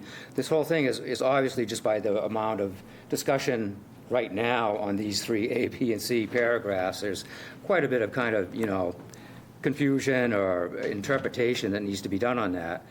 And I just want to say on number C, which is really my big concern, I don't know how big an issue that is really going to be for the town. Now, I don't know how many plots in town have two structures on them already that are living units. And I was able to find one statistic, which I'm not sure when it was produced, that says there's approximately 80 duplexes in the town of Freeport. And I'm not sure if there's more now or when that was, but there's not a whole lot. And a lot of those duplexes are obviously on small lots in town rather than spread out and about. So I'm hoping that the board will consider looking at changes to that particular paragraph that can help to possibly make that happen and not cause a problem, with a lot of issues. I'm just missing the proposal. Like, what's the change that would need to be made to? I'm sorry, I just don't understand what change you're proposing. Well, that's up to the board. Whatever the board feels needs to be done to make sure that whatever, if you have a lot with two existing dwelling units at this point, you certainly don't want to impact the town or the neighborhood by what you do if you allow an additional unit. So the board can do anything with those because it's not covered under the ADU rules. They can restrict it in acreage, they can restrict it in the use, either it's in family or rental use, whatever they want to do, parking, acreage, anything. So you guys have a lot of flexibility in that particular situation. Are you saying that you think it should be more restrictive? No, I think you should allow, if you have, as the definition is, and basically in the way the ADU is set up, is that if you already have two units on your lot, you are not allowed an additional building. And I think that you could do that, first of all, because it's not a really big issue, because there aren't a lot of people that have that particular situation. And if you just want to set reasonable restrictions on that particular situation, that it would be, I think that's what we just quite did. simple. Yeah. And probably. Well, it's confusing, Yeah, for sure. because So right so now- there's a couple things going on, because right now, we're talking about dwelling units as distinct from accessory dwelling units. Right now, we're talking about the additional dwelling allowance Yeah. under LD It's 2003. very We will confusing. get into the ADU briefly So, yeah. shortly. I think he's referring to like a duplex, right? You're talking about- Yes, yes. You're talking about specifically a What a dwelling duplex? that's already existing duplex, so I think that's why he's. Right, but I think, and so, but if I understand your question correctly, you're curious about if you have an existing duplex, how would an accessory dwelling unit factor into the, like, would it be allowed or would? Would it be allowed? Yeah. Just Yeah, allowed, so exactly. And you think it should be? I'm sorry? And you think it should be? Yes, I do, yes. Okay, yeah, so the reason Under I certain think, conditions that- the reason we had to clarify that is we haven't got, so we will talk about I'm accessory. sorry, maybe I'm ahead. No, it's totally fine. It's very confusing, and I think we just wanted clarification if we were talking about like adding a third dwelling unit or adding a third unit, which happens to be an accessory dwelling unit, which is an Exactly, important exactly. distinction, as ridiculous Sorry, I as that should have been sounds. clear on So, that. yeah, your point is very well taken, and we appreciate you making it. And for we will- everyone listening in, it is super confusing. very And I feel confusing, like yes. the additional dwelling allowance is the most It's the most- yep, complicated yep. one. And we've had the benefit of several meetings of this and overviews. And if I could ask, sorry, it's very hard to focus with side discussions in the room. Could we cut the side discussions in the room? I totally understand that there's a lot to talk about and it is confusing, but it is hard for us, or at least for me, with my, reptile brain or whatever. So I think, yeah, we will get to the accessory dwelling unit We are on discussion in a little bit. So we are talking about on page 41, Section 2. Section 2. So these oh, are we the didn't talk about F. standards, these are the This state. is all from the state. Yeah. So it's basically you have to meet your water and sewer Mm-hmm. and all of that. And then scrolling down to page 41, then there's that provision that nothing in this section exempt compliance with the requirements of Chapter 25, which is the subdivision ordinance. So if you trigger subdivision, you triggered subdivision, and now you have to go through the subdivision requirements. Also, if you're in design review, that still holds. Or if you're in the shoreline zoning ordinance, then the applicable provisions of the shoreline zoning would still be applicable. Or if you're in the village overlay or any other rule, is still applicable. So that's to clarify that and make it explicit.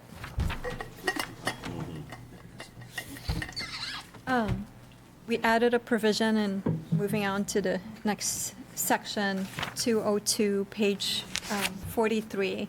This was just to clarify the nonconformance. This is language that the town attorney drafted in with us. So it's just to clarify that if you have an existing non-conforming single-family house, you can still put an ADU there as long as you don't make it more non-conforming. While we're on that one, I see a typo on page 43, after the word increase, and before the nonconformity, there should be in or something like that. I had a similar, I was wondering if we could change that last sentence, which is the red sentence, to furthermore, an accessory dwelling unit may be constructed on a lot containing a residential building or structure which is nonconforming with respect to minimum lot area without increasing the nonconformity of the existing structure or creating a new nonconformity. So strike resulting in an increase and say increasing Okay. the nonconformity of the existing structures or creating a new nonconformity. Mm-hmm. And then I'm wondering, this is maybe you can just say no, but do we need the above section addition of 6 if we have that sentence? It seems like they're saying exactly the same thing. Yeah. I noticed that too. I will. Yeah.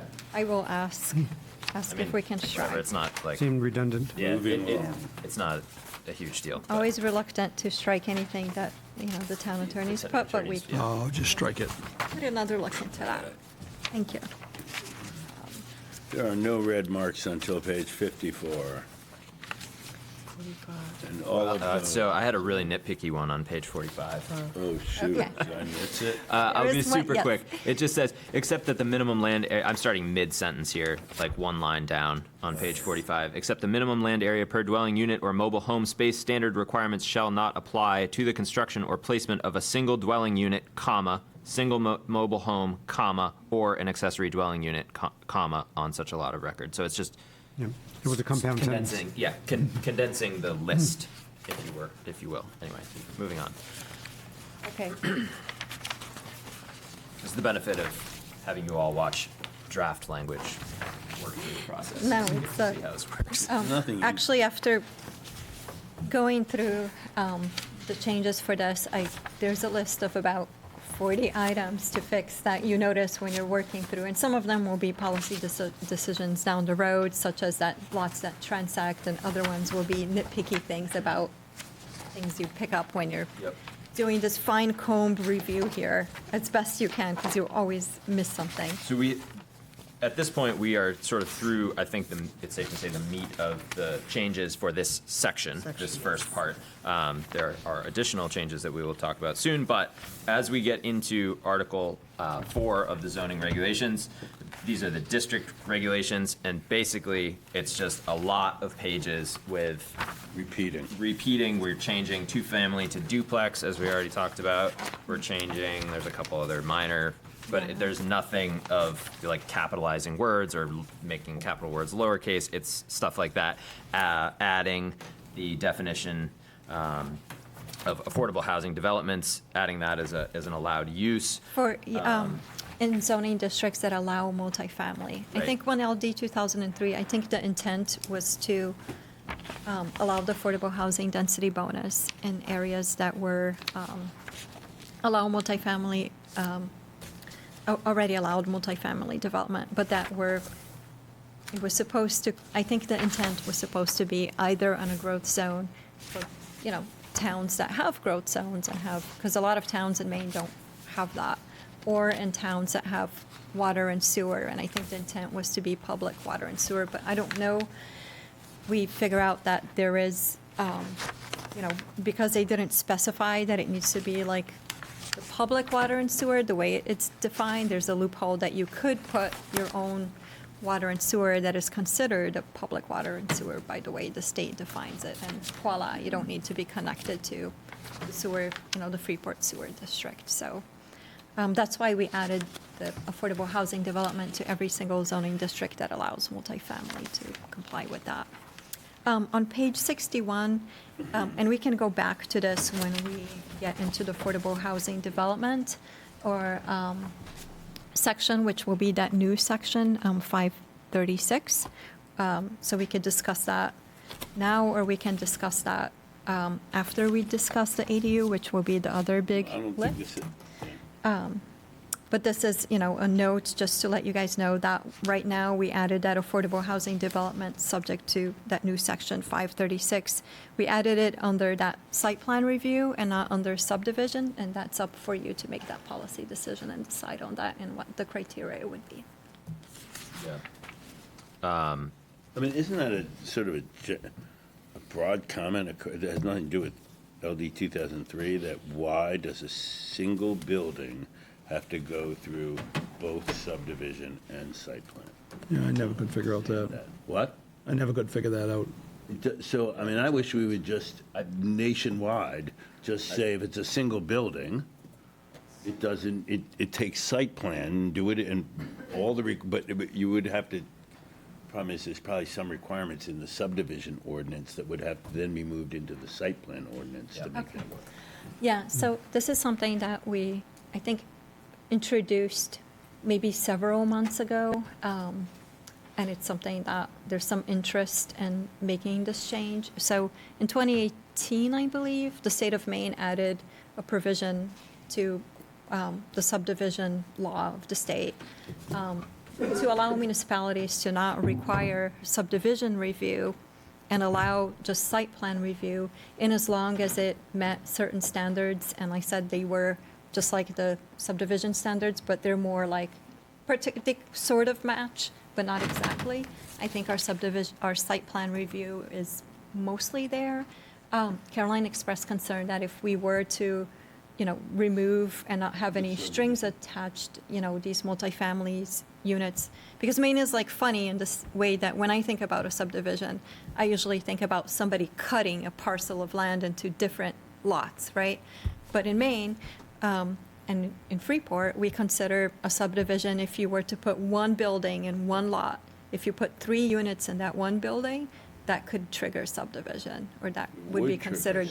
That's creating more than 3 units in a 5-year period, right? Yeah. 3 or more units in a 5-year period. It doesn't make any sense. So, but it's interesting because their subdivision, the subdivision ordinance has different densities and different requirements for. You couldn't do it so- wholesale without looking at the detail. You'd have to look. Yeah. You'd have to look. Generally, in general. We want to go. we want to go. Right. We want to have that discussion. That's the Yeah. bottom line. And in order to to make that change, then our planning board would have to make a finding that our site plan ordinance, Is sufficient. is sufficient and has, and I can read it for you.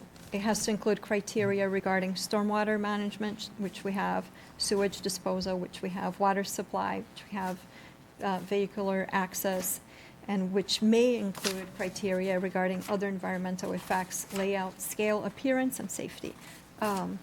So it might be that we might look for feedback from you tonight for the affordable housing one, if you want to keep it out of subdivision. For instance, if they put a private road, when there's a subdivision, then they have to create that homeowner association agreement. We require, we have stricter standards for roads, for private roads. So if by allowing it to just be in site plan, that protection wouldn't be there. So it's for you to decide I feel whether. like you'd have to read through the subdivision ordinance and see what is not in the site plan. Then make a Okay. list of all the stuff that you're missing. One of my takeaways was I really need to go back and read the subdivision ordinance again because it's been a while. So Well, and find out what's in there that isn't in the site plan ordinance. Then we can go one by one. Why would a private road be stricter? You said it had to be stricter. A private road was Oh, stricter. I think, and me too, I've never done an actual subdivision review, so the elements of that are still fuzzy for me too. But my understanding is that I think the subdivision private road requirements, I think they need to be like larger, than Why? the regular that's the ones. question. And then there's But I also think like it's not. It's like homeowners private road versus private road, right? Private road under subdivision versus private road under site plan. Just have different requirements. Yeah. So yeah. I need to go through it all before we make a decision. Yeah, exactly. I had a question on, so we're on page 63 under F2, multifamily development, and we're in, just for reference here, we're in the MDR 1, so medium density residential district 1, which is Route 1 North, right? Yep. Yes.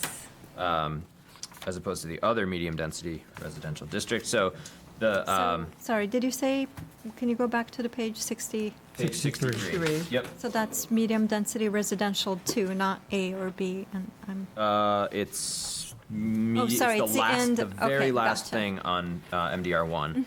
It says multiple family developments are subject to a maximum of 6 units per building unless part of an affordable housing unit development per section 536, which is the new section we're proposing adding. Where's that coming from? I believe that there is so if you go to section 404, 10, the existing language says multiple family dwelling, maximum of 6 units per building. Gotcha. That's like the current rule, but Okay. did not want to have Yep, that yep, restriction that makes for the sense. affordable.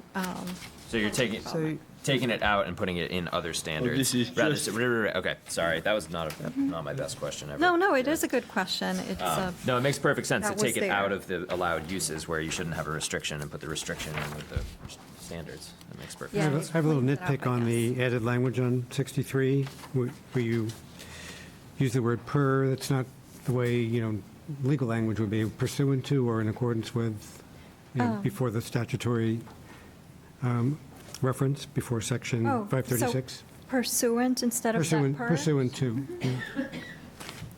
Thank you. It's good to have somebody with more knowledge on the legal language, pursuant to. So we have many more pages of the same things we've talked about, adding affordable housing developments, anywhere there's multifamily development allowed, and capitalization and word changes, and nothing really of substance that we haven't already talked about.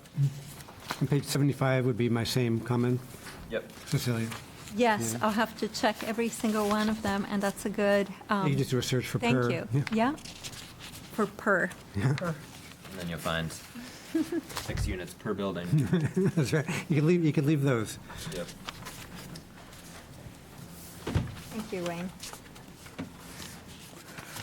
So yeah, we have 207. quite a ways to go. Is there any chance we could just go right there? Is there I anything? think that's where we're going.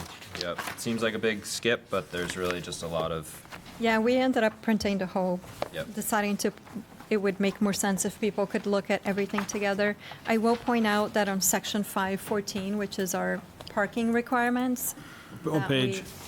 What page? yeah? Let me get to it, because it'll be this document here. I Yes, wanna make sure. 157.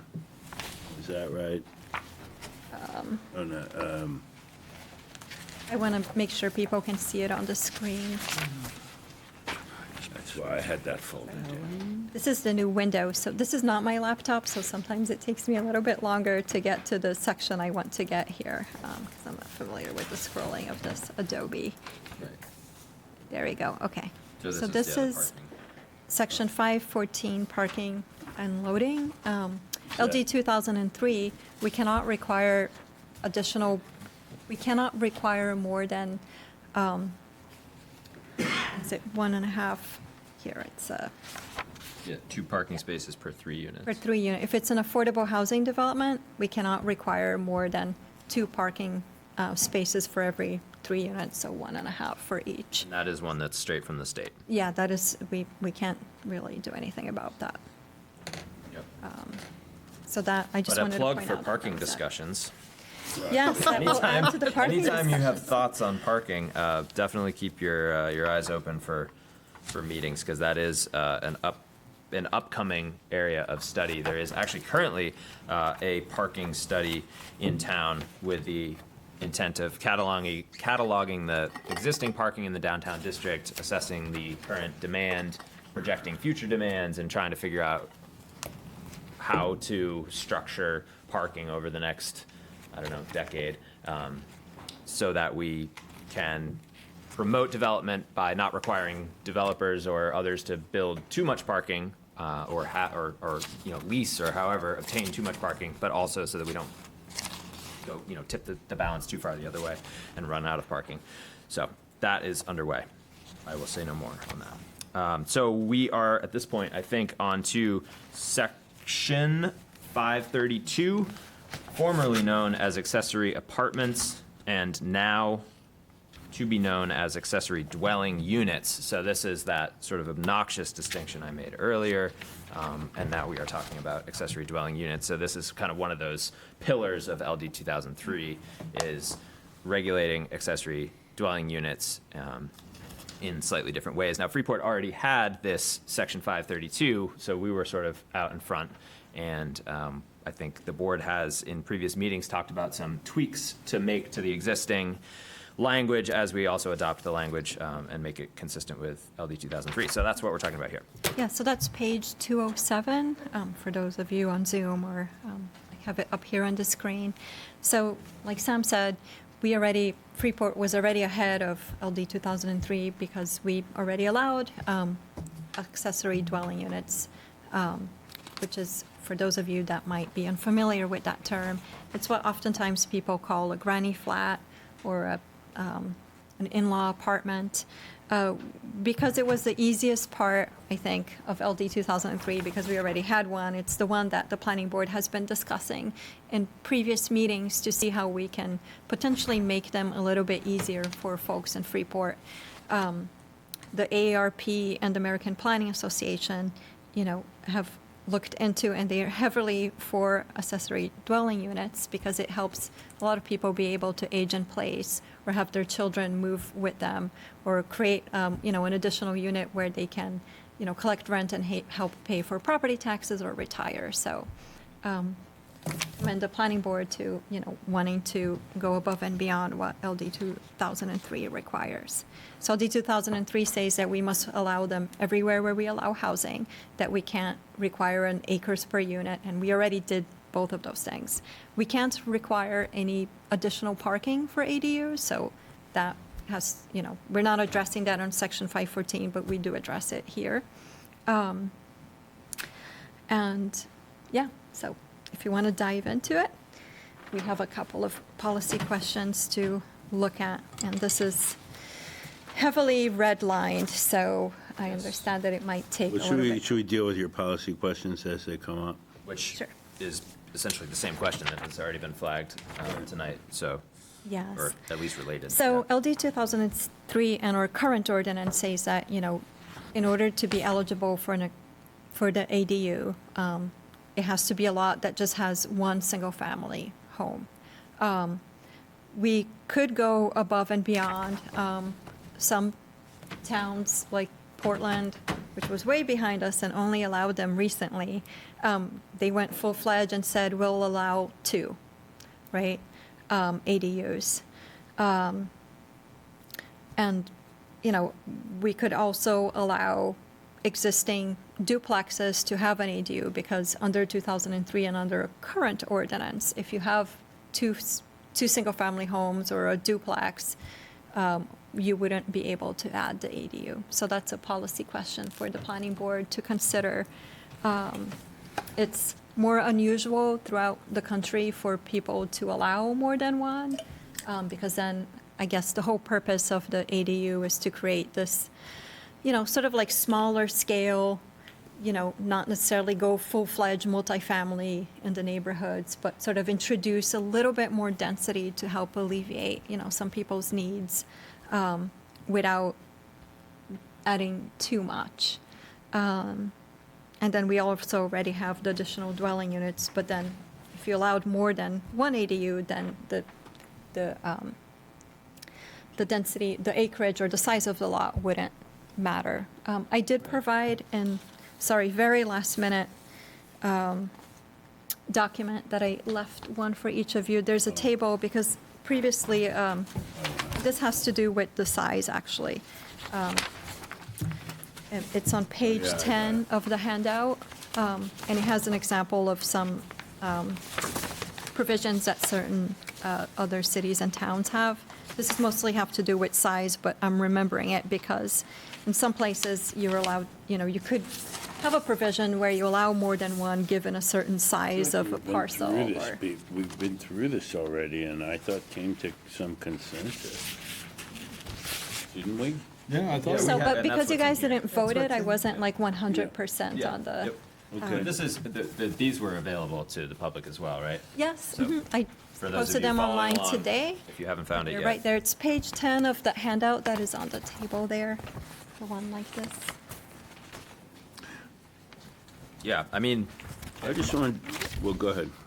no, I was gonna say, my first thought here is, it's partly a question, I guess. So if we are allowing, as we had talked about before, trying to make it fair to have, three units, on most, most zones in town on a single lot, so the difference is that if you add an ADU up to 3 total dwelling units, it would not be subject to space. Correct, Exactly. which Yeah. is So why. you could have a tiny lot and you could put 3 ADUs. So that. Unless you want to like, But we could say you can add 1 ADU, and anyone can add 1 ADU at up to 3 total dwelling units. So if you don't have, that's a ADU doesn't theoretically. count towards the dwelling unit count. right, yeah. So you could have those 3, and you could still have an ADU. You couldn't have an ADU for each of those on the same lot. So That is getting that's cut, the yeah. issue. And to me, your questions are very clear cut, which is no and yes. No on the first, that no more than 1 ADU per lot, or we're introducing multifamily zoning everywhere. And so, I take other people's opinions, but I feel strongly that is too much. And as for the duplexes, I think the answer to that one would be yes. Because, it depends a little bit on the duplex. I don't know if you can, but if you've got 2 side-by-side units and they both have basements and they both want to put ADUs in their basements, I don't know. Then you have 4. And then you have 4. No. So then you'd be adding 2. Oh, so, well, no, are those independently owned? Well, the Oh. duplex are usually Not one. on I one don't know lot, if they're it not. could be a condo or not. It's probably a condo. I thought we talked about having one within the structure. You can add an ADU inside the structure and then 1 accessory building. So that would give you 2. If you want a big enough house, you want to put one above the, But isn't one of them considered a dwelling unit at that point? as opposed to an accessory dwelling unit. I guess it depends on how we define it, Yeah. right? Yeah, If we that's what- want to. I'd be interested in public comment on that. Yeah. Well, we did get one. I mean, if I'm interpreting your comment correctly, Gary, and unfortunately I'll have to get up to the podium if I get it wrong, but you're saying that in your view, it should be possible to add an ADU to a lot that has 2 existing dwelling units on it. Correct. Yeah. So there's one. But then you would have, yeah. But can you add Yeah. 2? But could you add 2? You have 2, you have an existing duplex, are you saying, it would seem very sensible to add 1, but if you added 2, now you have, Well, I think that's really asking a lot. it's asking a lot. Yeah, exactly. So Yeah. that's why I That's thought where- yeah. 1 per, and then we already have this extra dwelling unit if you have the space. But this will turn everything into 3-family housing all over town if the person But wants. is that really going to happen? I don't think so. I think almost none of this will happen, you know? No, it will somewhere. It will in places. Incremental change. Incremental changes. I mean, I think, yeah, one restriction is that everything's going to still have to, people are going to have to build giant septic systems if they want to add tons of units. So that's one damper on all this development outside of public water and sewer, of course. But I guess for me personally, I like your answers, Mitch. I think, do we want to allow more than 1 ADU per lot? I would say no. I think the point of the additional dwelling units that are allowed in town is to address that concern. Like, generally speaking, we're allowing extra dwelling units on a lot of lots, and then the ADU is kind of a bonus, which is its own little category that doesn't count toward I want to ask density. Andrew, Andrew, didn't you just say, and I'm trying to remember our previous conversations where we wrestled this through and I thought came to some agreement, but if you have, the question is 2, 1 or 2, and you were just saying, I thought you could have it inside the house or you could have it outside the I house. thought you could have both. I think, That's the I question. thought that's what we came up with. If you can add 1 inside the dwelling, if it's an existing dwelling, and then you can add an accessory dwelling with another unit in. So if you have a big house, That's what I thought. I thought that's what we did. Sounds familiar to me, too. Yeah. Yeah. that's what I thought was going on. If you You got, all still think that's I right? did not get that. Well, I think so. What it brings up for me is that graphic. Wasn't there a graphic of like a house with a? I probably have it here. what I thought it got down to, really, Yeah. you're going to allow them 1 accessory building, let's call it. It's got a unit in it, but you can add units to the existing house. Yeah, Cecilia's gonna beat me to it. Accessory, this part. Yeah, mean, this is- it's unusual for towns to, or any city to allow more than This is 1. 1, or this is just saying it could be any of those 3. Right. Right. Like it But can be not both. inside, it could be outside, it could be attached or detached. I thought we would allow them both. I thought you could have 1 inside the building and add an accessory building, let's call it, with a unit in it. That's for you folks to decide. I think, I thought that's what we talked about, though. okay, Yeah, it is. So it is ringing bells for me, but I wonder if I think if we were talking about dwelling units. maximum size. Maybe I got confused thinking that we were talking about the maximum size, so that if it's in the dwelling, It could be then up it to can be like up to the same 2. size. But if it's outside, we want to restrict the size of it. That's what I remember. Yeah, what that's I- the size of the unit. That doesn't mean the number of units. Do you guys Right. think that we should be allowing to, I mean, let's just have it out, because that's the question. Well, if you got a big enough building, why not? If you got a big old farmhouse, or Now living next to a 3-family house. but it's an existing house. So what difference does it make if it's an existing house, whether there's 1 family living there or 3 families living there? I think it And if you're hooked onto makes a sewer and water, difference. if you're hooked onto sewer and water, Yeah, I mean, I think you could come up with sort of like I'm edge, hooked edge on cases sewer where you've and got. water, and my next-door neighbors have a very big house, and they have an accessory dwelling unit there. Yeah, yeah. And they rent it, but I Yeah. mean, if they had another one, so what if it's like a, what if it's in the basement? What if it's in the basement? it's the number of people. It's the, The cars. Yeah, and we it's the can't cars, and allow we can't additional allow, we parking. can't allow additional parking for that. We're not allowed to require a They parking. got to park on their own property. Well, no, they don't. Well, is there parking in the street where you live? No. Okay, so then they have to park on their property. Well, they can park on your property, but Most people build driveways. What? Most people have driveways. That's right, that's right.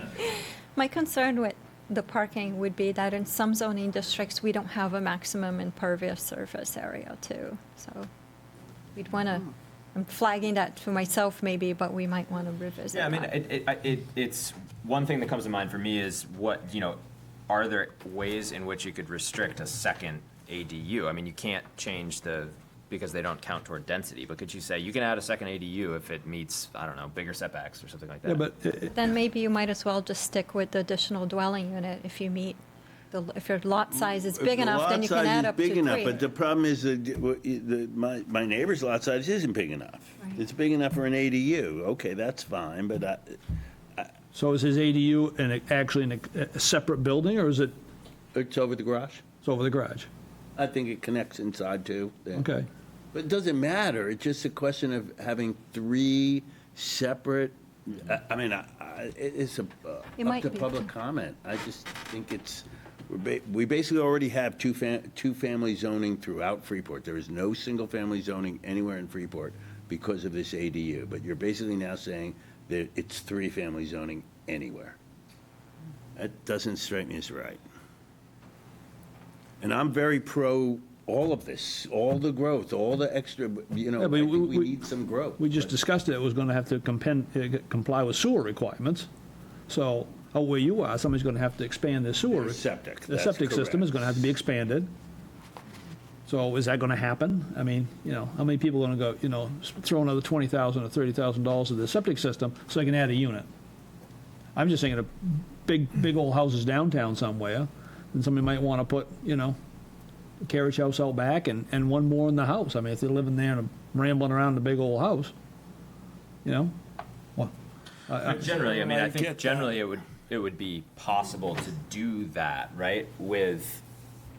By creating a second dwelling unit first, and then creating an accessory dwelling unit on top of that, right? I mean, Getting his point, if you have a big old house, part of this, how do you afford a big old house today? Well, you make it into a three-family or a four-family. But I mean, isn't there another way to do it than calling it an ADU? I mean, I think if we wanted to target It's an certain, additional.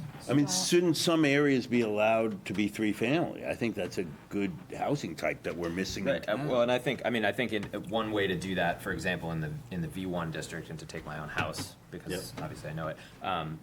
I think I could, under current zoning, my lot is just over 10,000 square feet, and I'm pretty sure it's 5,000 square feet per dwelling unit in the V1 district.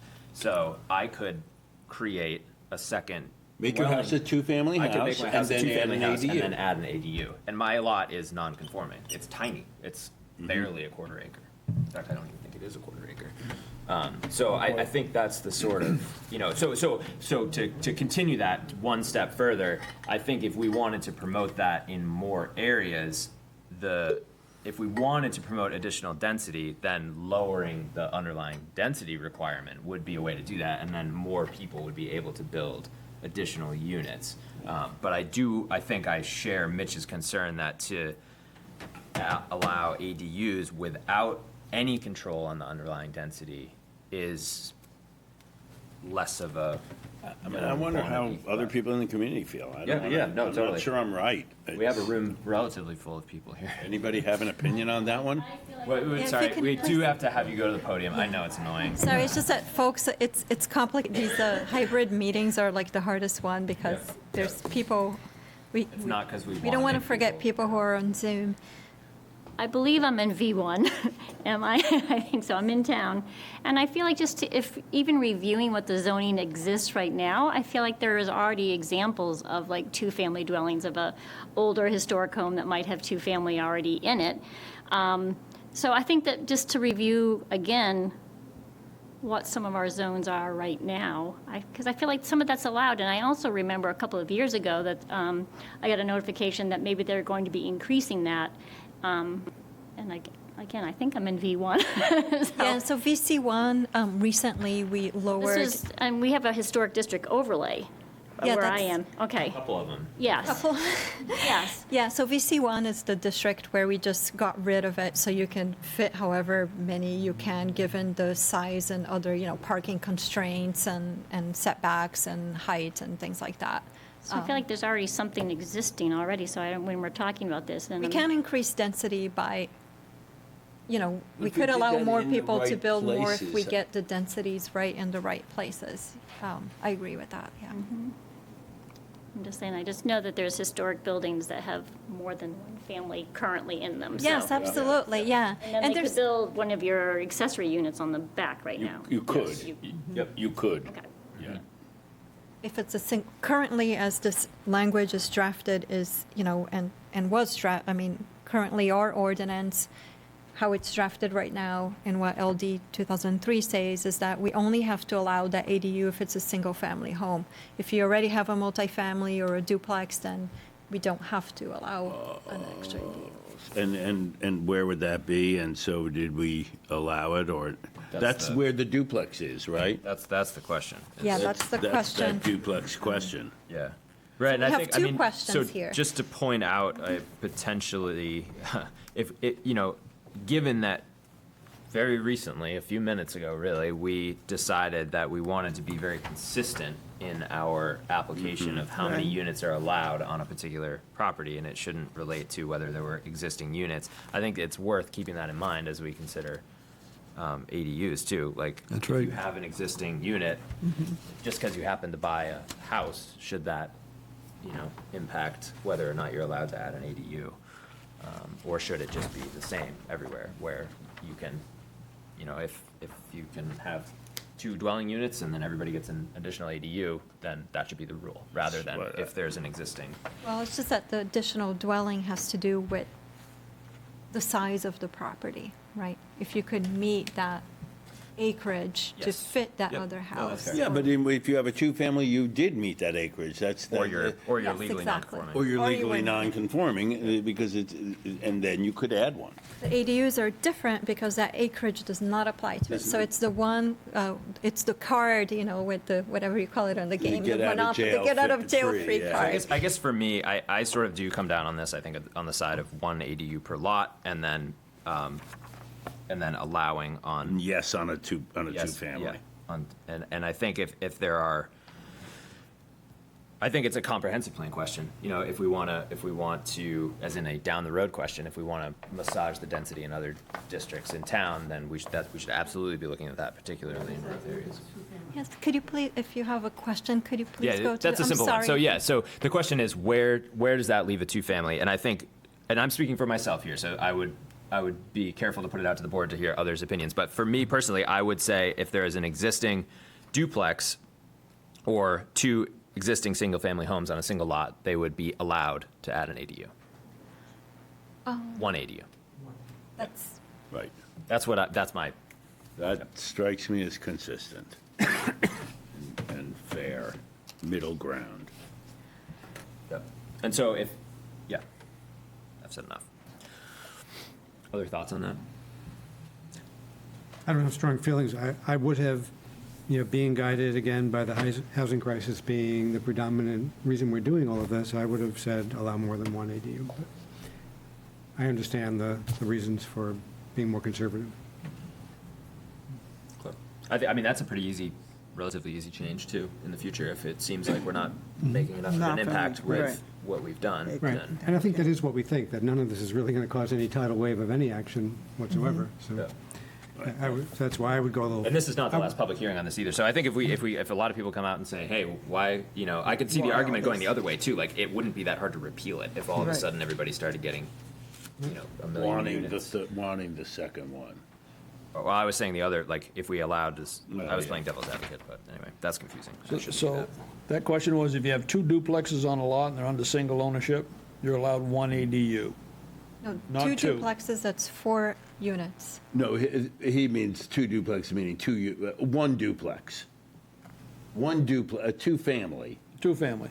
But I thought his question was, is 2, Oh, 2. I thought somebody's talked about having two duplexes on a lot. No, I think, Yeah, we shouldn't have that, right? except in a growth area in the future. No, I think Okay. there were 2 duplex were redundant. I see. You're talking about 2 ADUs on one lot. I thought You you have a was 2-family or a duplex, you're not getting 2 ADUs, you're getting 1 ADU if it's on one lot. Basically, each lot gets an Each ADU. lot not, gets not each one. unit, not each unit. Each unit, Okay. that's right. Okay. I had, going to section C, shouldn't that read in existence prior to, and we're still on page 207. It should read in existence prior to July 1st, or sorry, January 1st, 2024, because we've changed the adoption date. Adoption. It could, yeah, we can change that. That's just the same as the state. Do not feel strongly about that. This is the state adoption of it? Oh, we'll go January. So July 1st was the state's adoption? No, Oh, it was when That was the initial it used to target. be. Oh, Yeah, okay. Now it's January 1st. Okay. We got some extra months out of the state with the other towns. So then, section 2 here, and we're kind of back to just going through these changes, unless there are other questions. Are there questions on Zoom, too? We haven't checked. Yeah, so I was wondering so- if we came to a resolution on, I guess, those first 2 questions. And sorry, Sam, before you move ahead, I just want some clarification so that when we come back, we have it the way that the planning board recommends. So do we have and maybe I should wait until Mitch comes. I don't know if you want to take public comment or not, but my questions are, is it a no or yes on the more than 1 ADU allowed? And whether we would allow ADU if you already have a 2-family or 3-family or whatever it is. So I think the guiding principle is 1 ADU per lot. So the answers to those 2 questions would be, does the board want to allow more than 1 ADU per lot? No. And does the board want to allow existing duplexes and lots with 2 existing single-family homes to also have an ADU? The answer would be yes. Or at least that was the sense I got from the straw vote. And are those 2 things consistent in your mind? Yes. So you have 2 single-family and so not a duplex, but 2 single-family on the same lot. We don't have many of the. I was going to say, There are a couple of those. We don't, my understanding is that we don't have many of those, but we do have a couple of those. Yeah, I mean, to me, that is, again, going for the consistency of having an ADU be kind of this bonus unit that you can add to a lot. If that's the guiding principle, then. But you're allowing more density in one case than the other. If you're restricting 1 ADU per lot, that's less density than allowing existing duplexes to also have their own ADUs. Yeah, So in a way. it's inconsistent in terms of the density that you're allowing, right? But if you had the duplex, unless it's non-conforming, most likely you already had that acreage Yeah, to the acreage, support right. that. Yeah, so that's one difference, yes. Yeah. Yeah. Yeah, I mean, it's, right. I'm not sure how you make it consistent in both ways, I guess, is my Yeah. feeling. So, yeah. And if we were to allow an ADU where there's already an existing duplex or 2 single-family homes on a lot, then we would have to just go back and change the definitions, just so you know, so that we will be revising some of those as well. Yeah. So this just came, this is sort of going, related to accessory dwelling units in a way, and this sort of conversation about density. So there's this very obscure, I don't know if anybody's ever used it, provision in the V1 district where you can create a very small lot under very certain conditions if you meet setbacks, and the goal is to allow a subdivision of a lot that would not otherwise be subdividable, and that would allow, that would be a way in which we could promote ownership in So certain if you got a districts. non-standard lot, you can make it less, so you could cut it in half, even though it wasn't under certain it's confusing and it's particular but that is the sort of thing that could. But how many of those are there? I have no idea. It's just it popped in my head as like a thing That's that interesting, but Yeah. I feel like we should address it. Yeah. then. It's it came. Just to answer that, I think a question about. Well, it gets to the point that was brought up earlier, which is one of the ways to encourage home ownership is smaller lots. And Right. That's what's missing in the town is small lot housing. Yep. Sorry, I didn't mean to sidetrack that. It made more sense in my mind there, the connection to this current discussion. But so the next, are you clear, Cecilia, on the? Yes, so Okay. it was the- a no for the first one, yes for the second. So the next section is basically just saying that anything built still has to comply with shoreline zoning, which is fairly straightforward. Yes.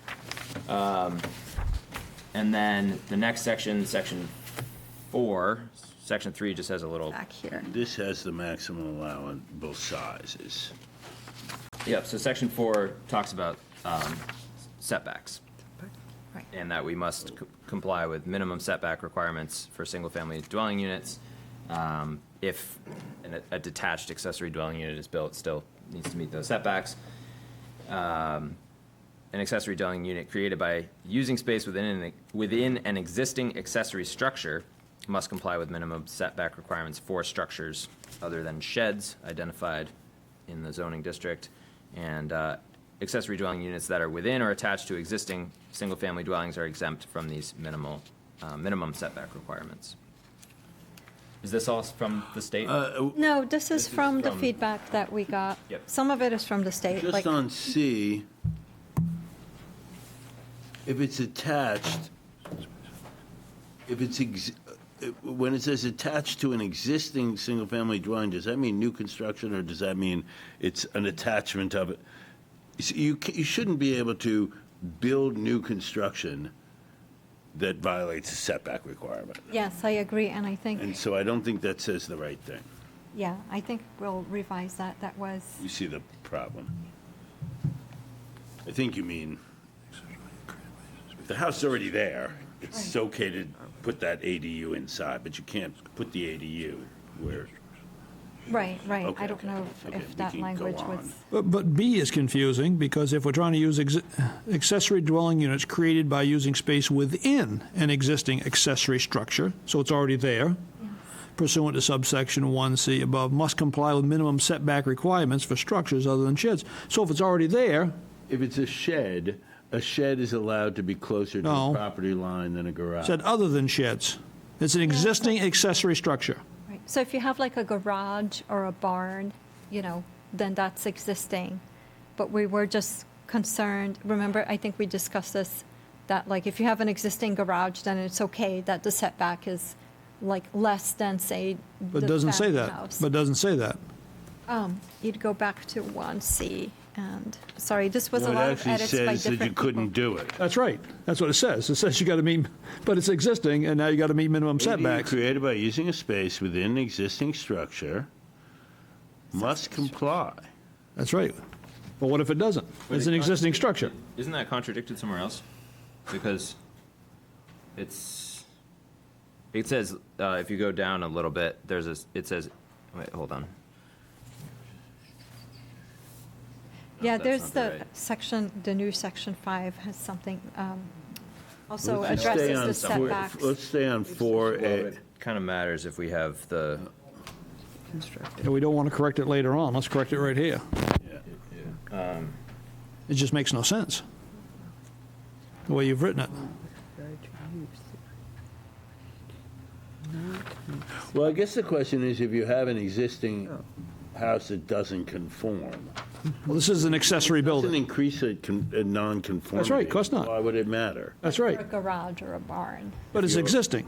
Doesn't make any difference what the building is, it's But you existing. couldn't be, you shouldn't be allowed to build above a non-conforming garage. Why not? Right?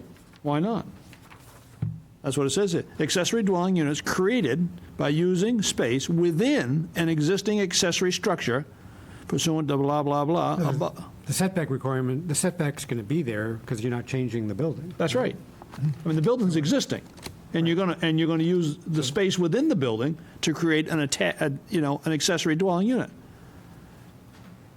And sheds are outside this deal here. To me, this is very much in the spirit of the section that we talked about way back, which is, non-conforming buildings, is saying that a non-conforming residential use does not become more non-conforming by virtue of the construction of an accessory dwelling unit. I mean, if that's the spirit, is like, like putting an ADU in there should not make it more conforming. no. I think we should find a way to say that in this language. Yeah, it shouldn't have to comply with minimum setbacks because it's already there. Yeah, I agree. I mean, the setbacks might have changed some point, or, might have been built prior to 76 when we didn't have a lot of zoning. So do we just want to strike How B? does why don't you, how does B and C, doesn't C say what you wish B said? Just read C for a minute and tell me why we need B. Accessory dwelling units that are within or attached to an existing single-family. Yeah, because dwelling. one's for existing accessory structure. Yeah. And the B other is one accessory. Single-family dwelling. They're both accessory dwelling units. Yeah. Oh, well, one is talking about within the building and the other is talking about. An accessory building. An accessory building. That's right, that's already existing.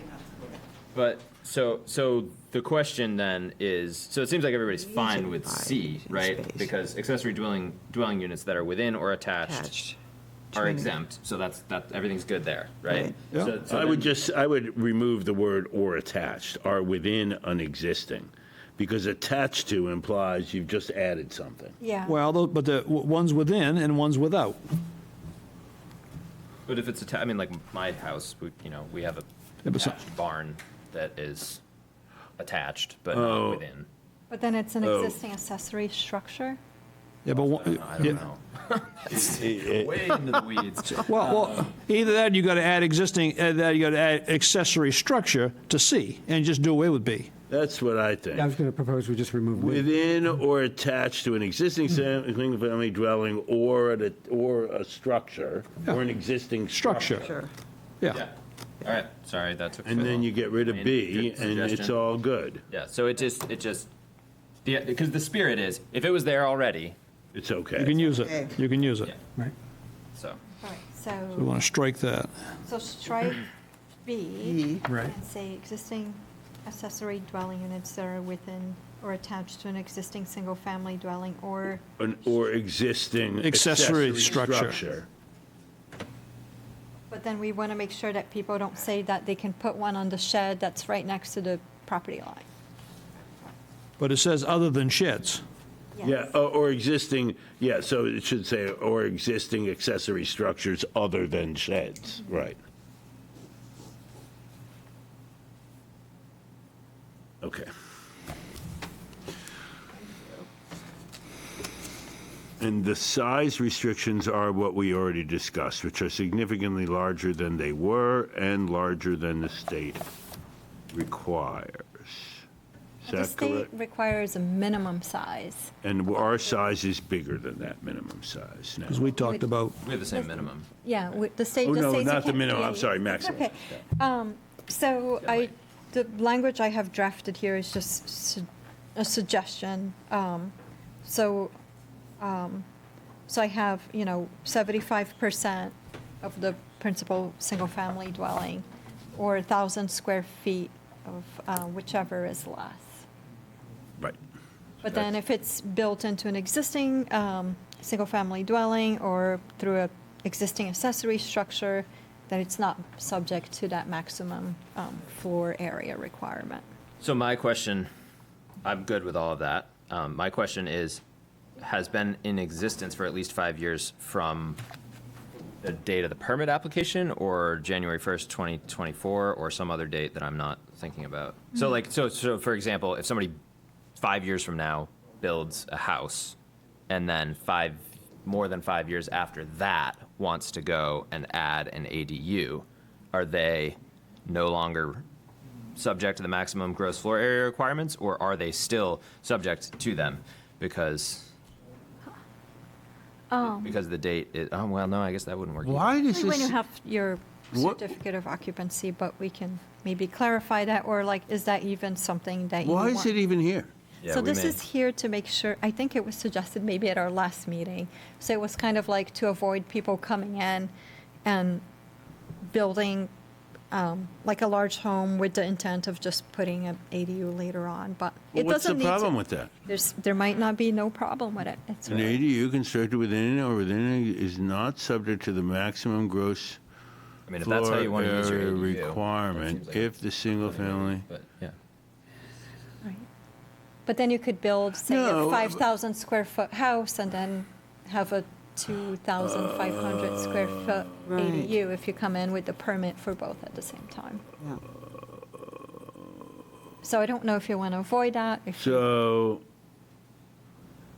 and I thought you say it's not subject to this maximum gross floor area requirement. I thought we had said it was still, couldn't be, oh yeah, because it could be equal to. We were thinking, yeah, like a basement. A basement, so you have a big ranch house with a basement, it's 1,500.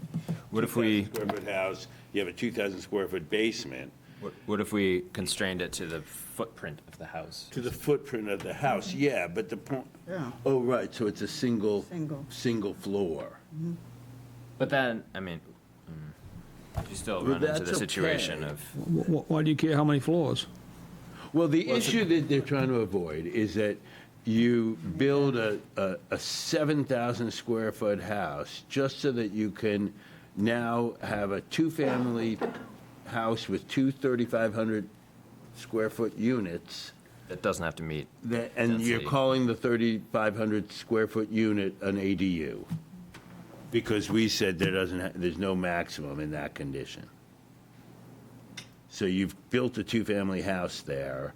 On a lot that On a might lot not. that does not Yeah. take it, and it isn't really an ADU. We were trying to make no maximum when it's within a house. That's why the 5 years is there. Yeah. Yeah. And So I we're think trying to- I'm leaving the 5 years now. We're trying to be more permissive, but finding that it is. I just wonder how many people are going to build a 7,000 square foot house just to get an ADU. because they're building a two-family Yeah, house. they're trying to build a two-family house on You a. never know. Yeah. A pink one and a brown one. But it's if you have the. If you're going for it's a loophole, basically. Like we could theoretically Trying to create a avoid the loophole, loophole. where you could create a two-family house on a small lot that doesn't have the underlying density for it.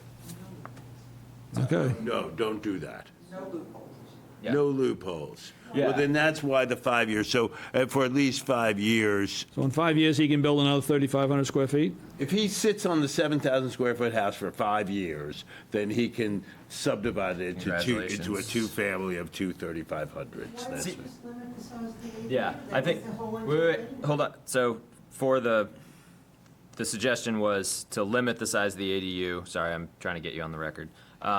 Was to limit the size of the ADU, and I think I would agree with that. I think that if the point is to limit the size of the ADU, I realize that we had this discussion in the past, and I'm now seeing the loophole with greater clarity, and it feels to me like if you have a 2,500 square foot basement and you really want to make it into an ADU, maybe your ADU is 1,000 square feet. The rest, And is, then the that's- rest is I- storage, and that's just what you That get. solves the problem. Yeah.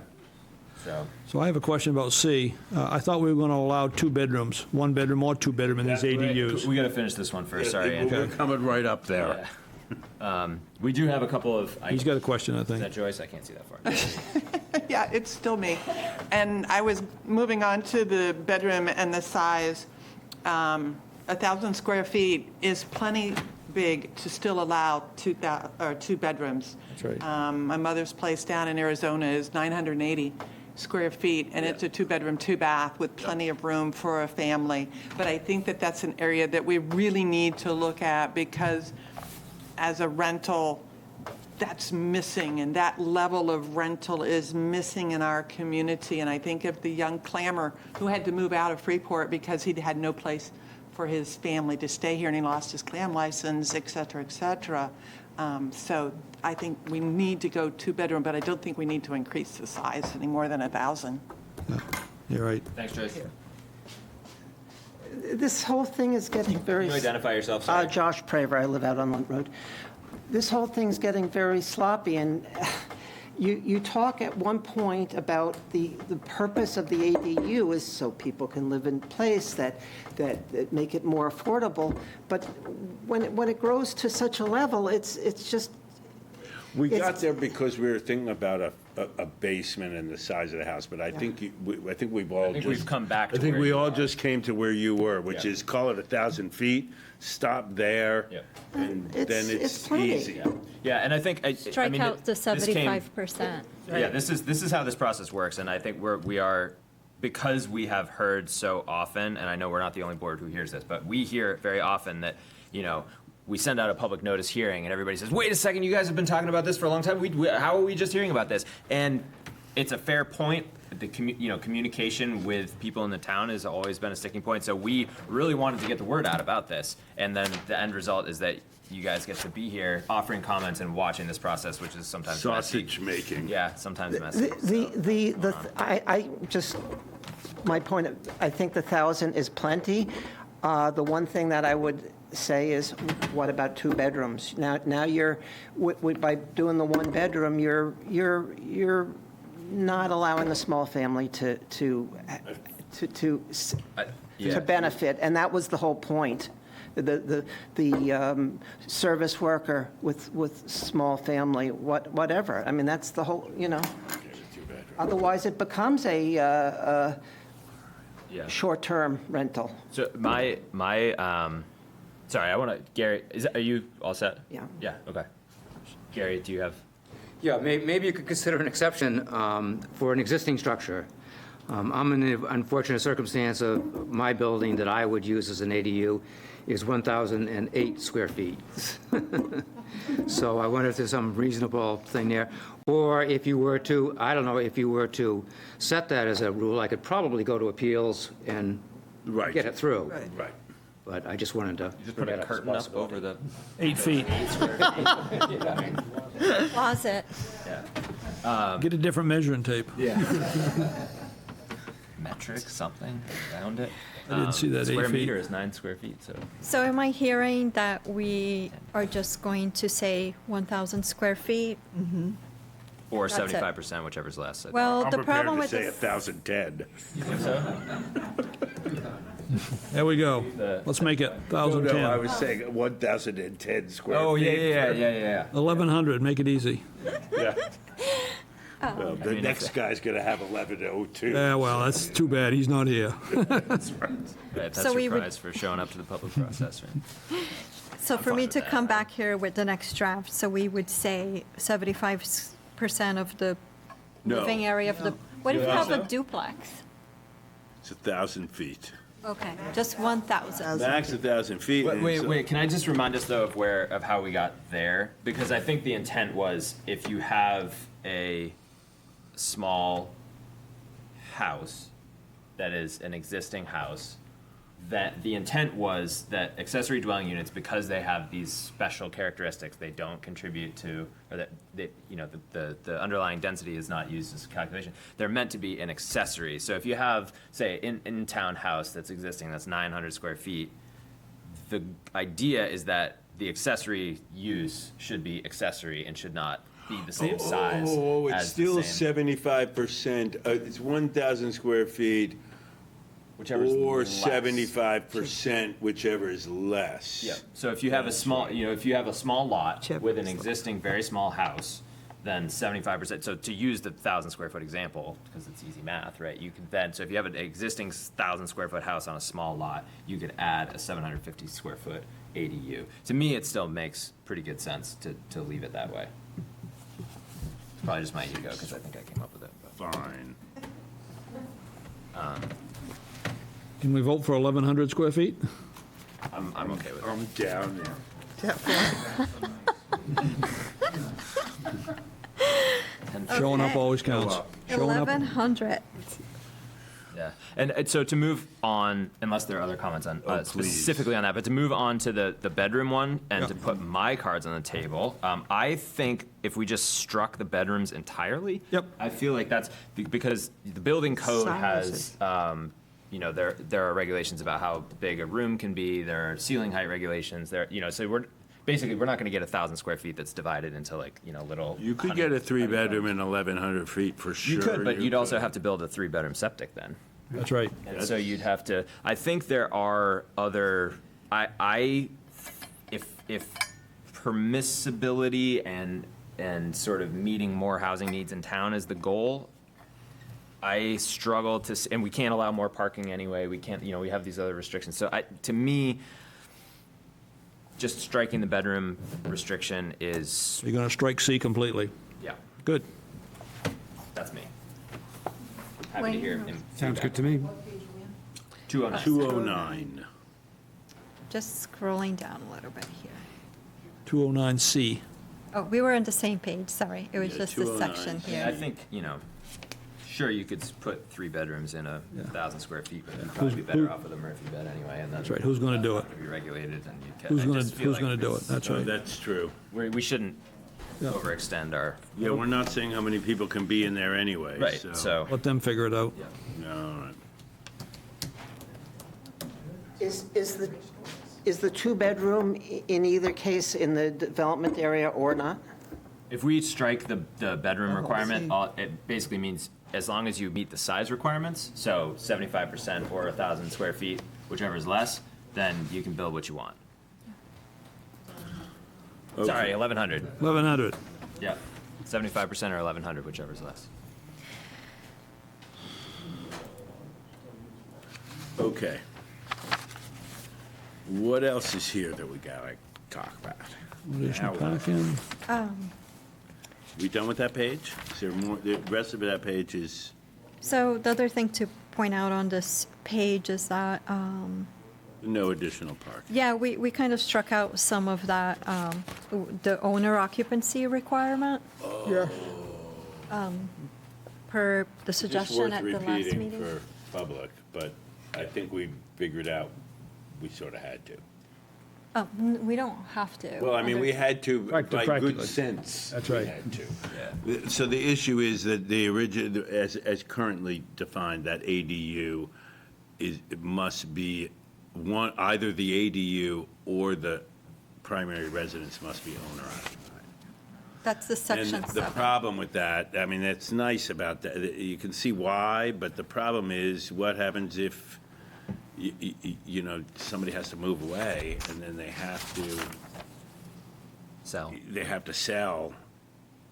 I mean, Yeah.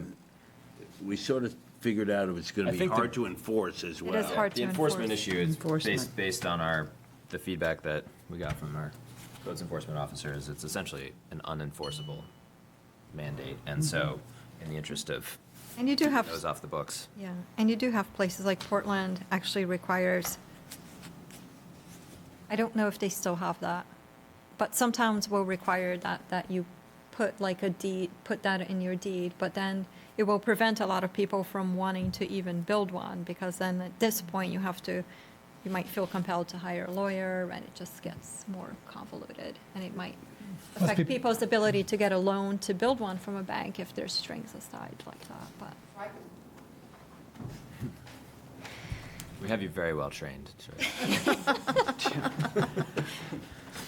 So what you're saying is we need to strike the owner occupancy.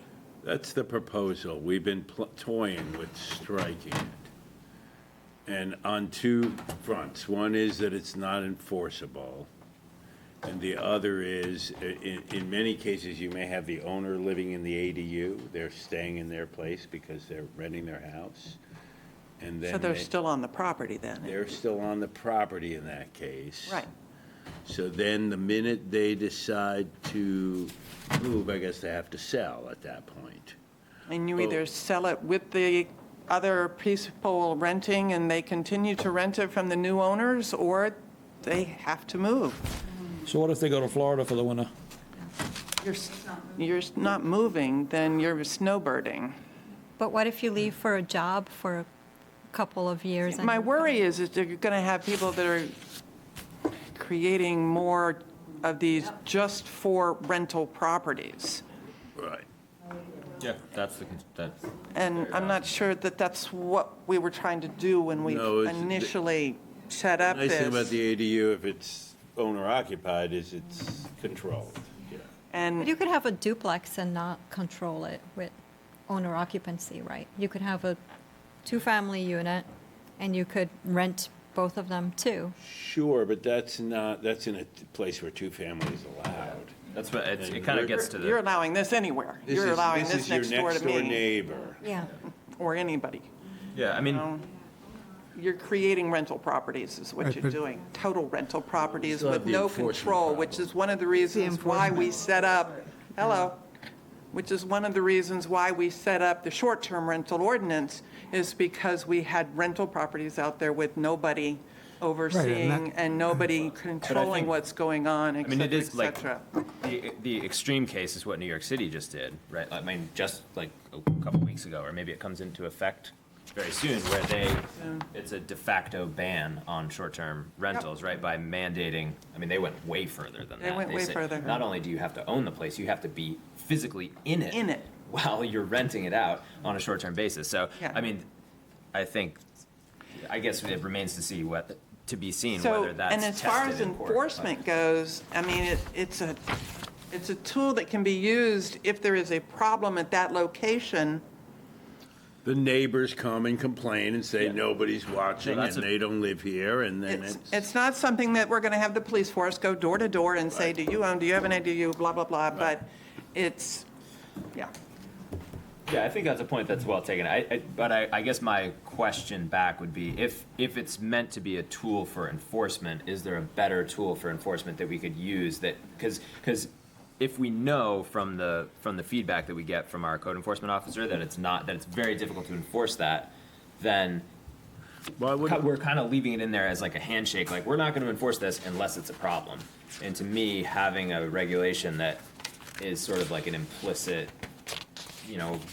kind of wink, wink, nudge, nudge. We know this is going to happen to a certain extent, and there's not much we can do about it, but it's a tool that's there if we need to use it, is not necessarily the best policy. And if the concern is the short-term rental type situation, we have a whole separate ordinance for that, and they're severely limited, they're limited to 300 units, and there's lots of rules that apply to those. is So not a that's where those concerns would be addressed, I think. I looked at South Portland's ordinance, and they just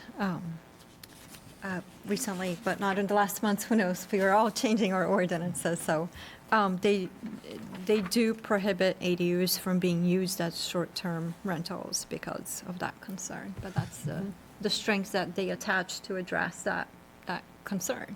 Right. Which is I mean, you could do both of those things, I don't see right? why you would do that. Yeah. I mean, in other words, to the extent that short-term rentals are allowed in town, and we have an ordinance for that, and right now it's 500 or 300. 300. 300 is the total. We don't even have 300 in the town now, but they have 62, permits that they will give out to 300. And if and when they ever reach the 300, then they might bump it up and have a public hearing about should we make it 400. But right now, it's 300 and not hit there. But if you have an ADU, why wouldn't you want to? So I mean, short-term rental it? one possibility, could we say an ADU that is seeking a short-term rental license or whatever it's called, certificate, be owner occupied, and if it's not, I'm rented on a starting to short-term come back to basis. the owner occupied on all of it, because we are talking about an extra density. I mean, I was talking about the neighbors next door turning it into a three-family house. It would be even worse if they're not there. But if they could, I mean, I think I'm going back to I think one of the guiding documents from the AARP is just this idea of like, if you wouldn't put a rent restriction on a single-family house or in a duplex or a multifamily that the owner could rent to whoever, why would you put it on the ADU? But I understand your point. Yeah, and as we said earlier, rentals are not the enemy of the goals here. Rentals ease the housing crisis just as much as homeownership does. So there's different attributes to each, but rentals are part of what should be encouraged, because if somebody's going to do a rental, that's one person not competing with you for a house on the market. There's a housing supply which includes both rentals and homes. So it's rentals not, and you could have a neighbor who's a homeowner who's more obnoxious than any tenant in town. So, it's not really a clear-cut concern My to me. neighbor could also rent to somebody who's obnoxious. Well, that's what I mean. It could go either way. That, right. It could go either way, yeah. Right. And you can get rid of an obnoxious renter quicker than you can a homeowner. Yeah. Yeah. Been there.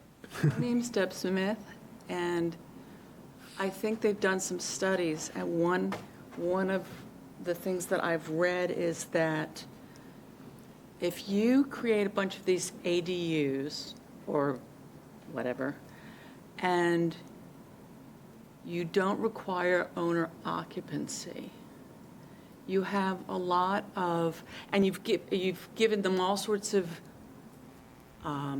leniency for these ADUs. What you have is people from out of state coming in, buying the units, putting in the ADUs, there's no owner occupancy, and there's no control over them. I think you really need the owner occupancy for them.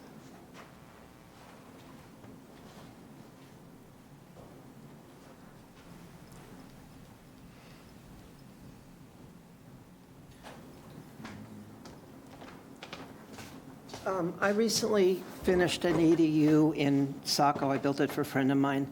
And my discussions with the building inspector was, yeah, it's going to be owner occupied, and because of that, it's going to be overseen.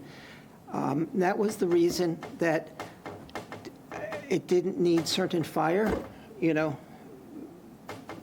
separation, You're creating a situation where fire separation might not be necessary with the owner occupied, but now you sell it and you're creating a problem for yourself.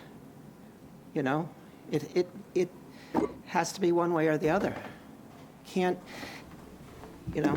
Yeah, I mean, you're right, there's some special things about accessory dwelling units, and I think that's, right, there's trade-offs, and this may be one of them And that we then don't if want to sacrifice. if And it I- becomes a de facto three-family, there's other fire things that have to, fire escapes and this and that, and you're creating a can of worms where the basic first premise was nice, but it's going to create a real problem later.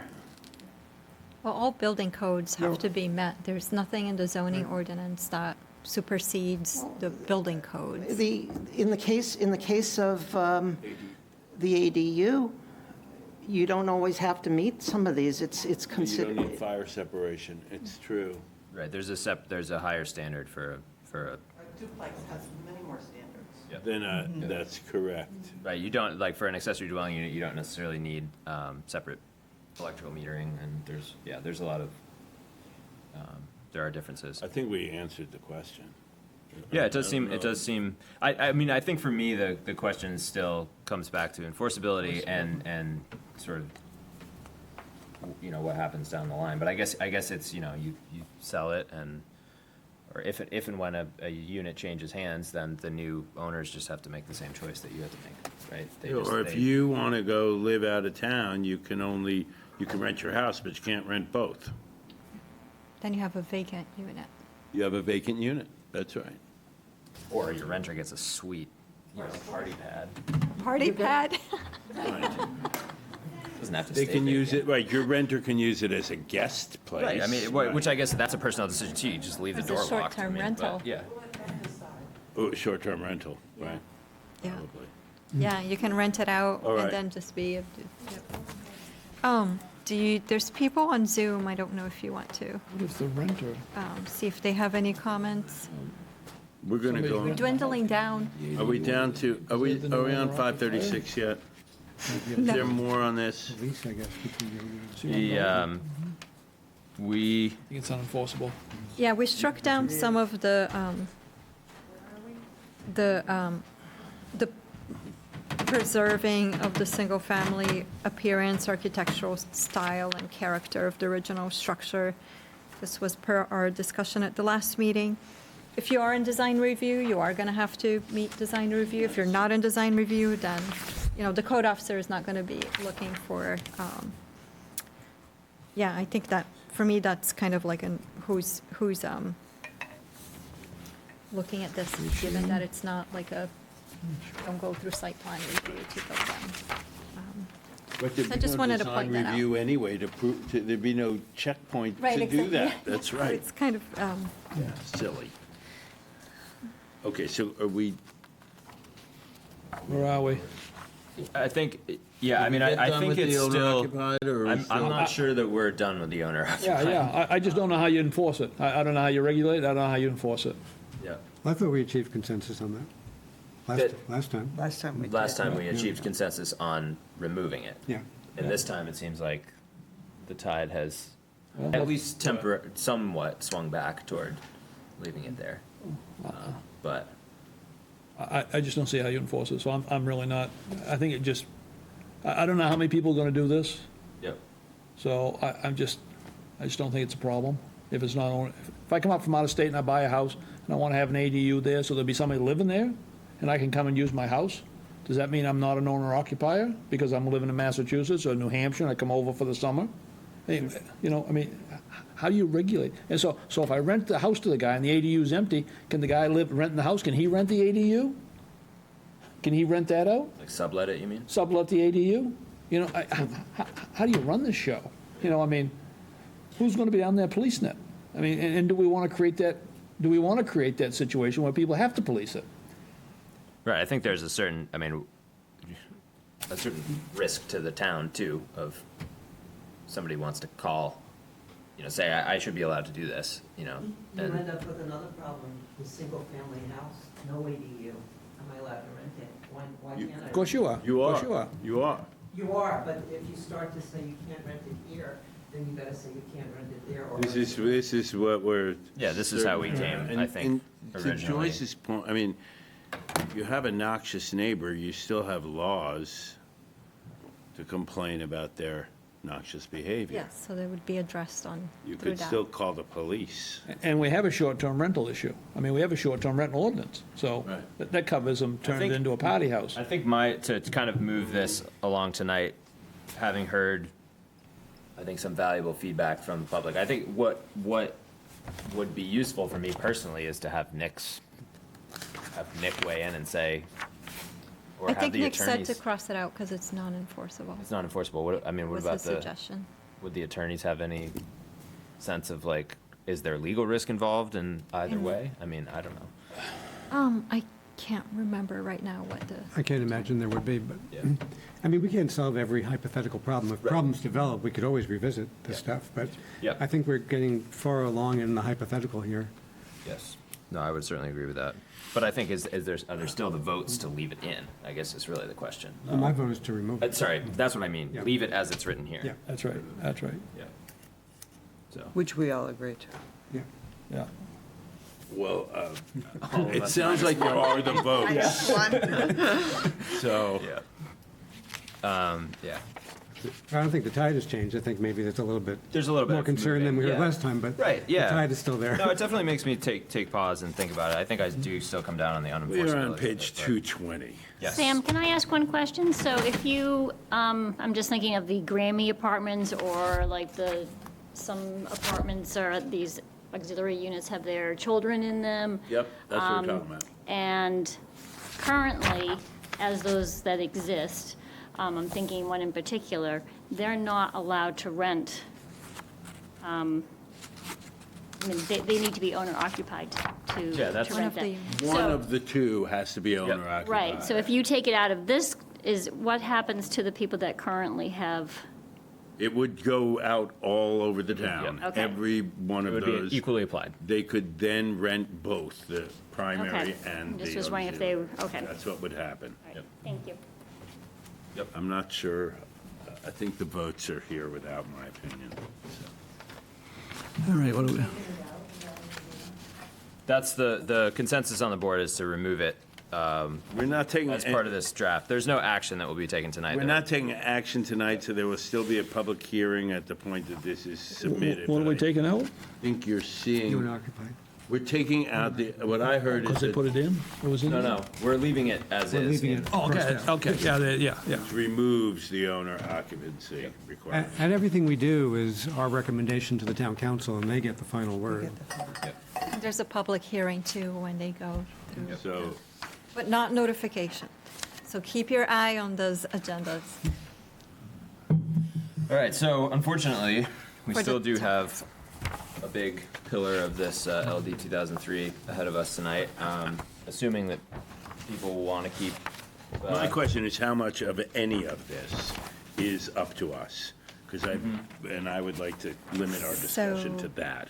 Because what this basically says, as we said at the beginning, is if you build a new housing development, this only applies to new housing developments, you can, whatever the density that is allowed in that district, you can get more. I think it's if you make a certain percentage of those units, you can get a significant 2.5 times the density. So you would have been able to build 10 houses in this area. You can now build 25 houses in this area, provided that 40, I think it's 40% of the houses, or no? 51%. What? 51%. Oh, 51% are. So in your example, 13 houses. 13 of those would have to be. Yeah. And so I think the only question that we had. 13 have to go to what? I'm sorry. Okay, if you had a place that was that would have been allowed to build 10 houses, let's say it's 2-acre zoning and you got 20 acres, and so you could build 10 houses there. You can now build 25 houses on those same 10 acres at much higher density, provided that 51% of those 25 houses, which would mean 13 of those 25 houses, meet affordable housing criteria for rental or for buying. If it's a rental, then it's affordable to, I guess it's, I mean, the definitions, I think we're at the very, right here, 80% of the local median income for a rental, or 120% of the local median income for a purchase. Yeah.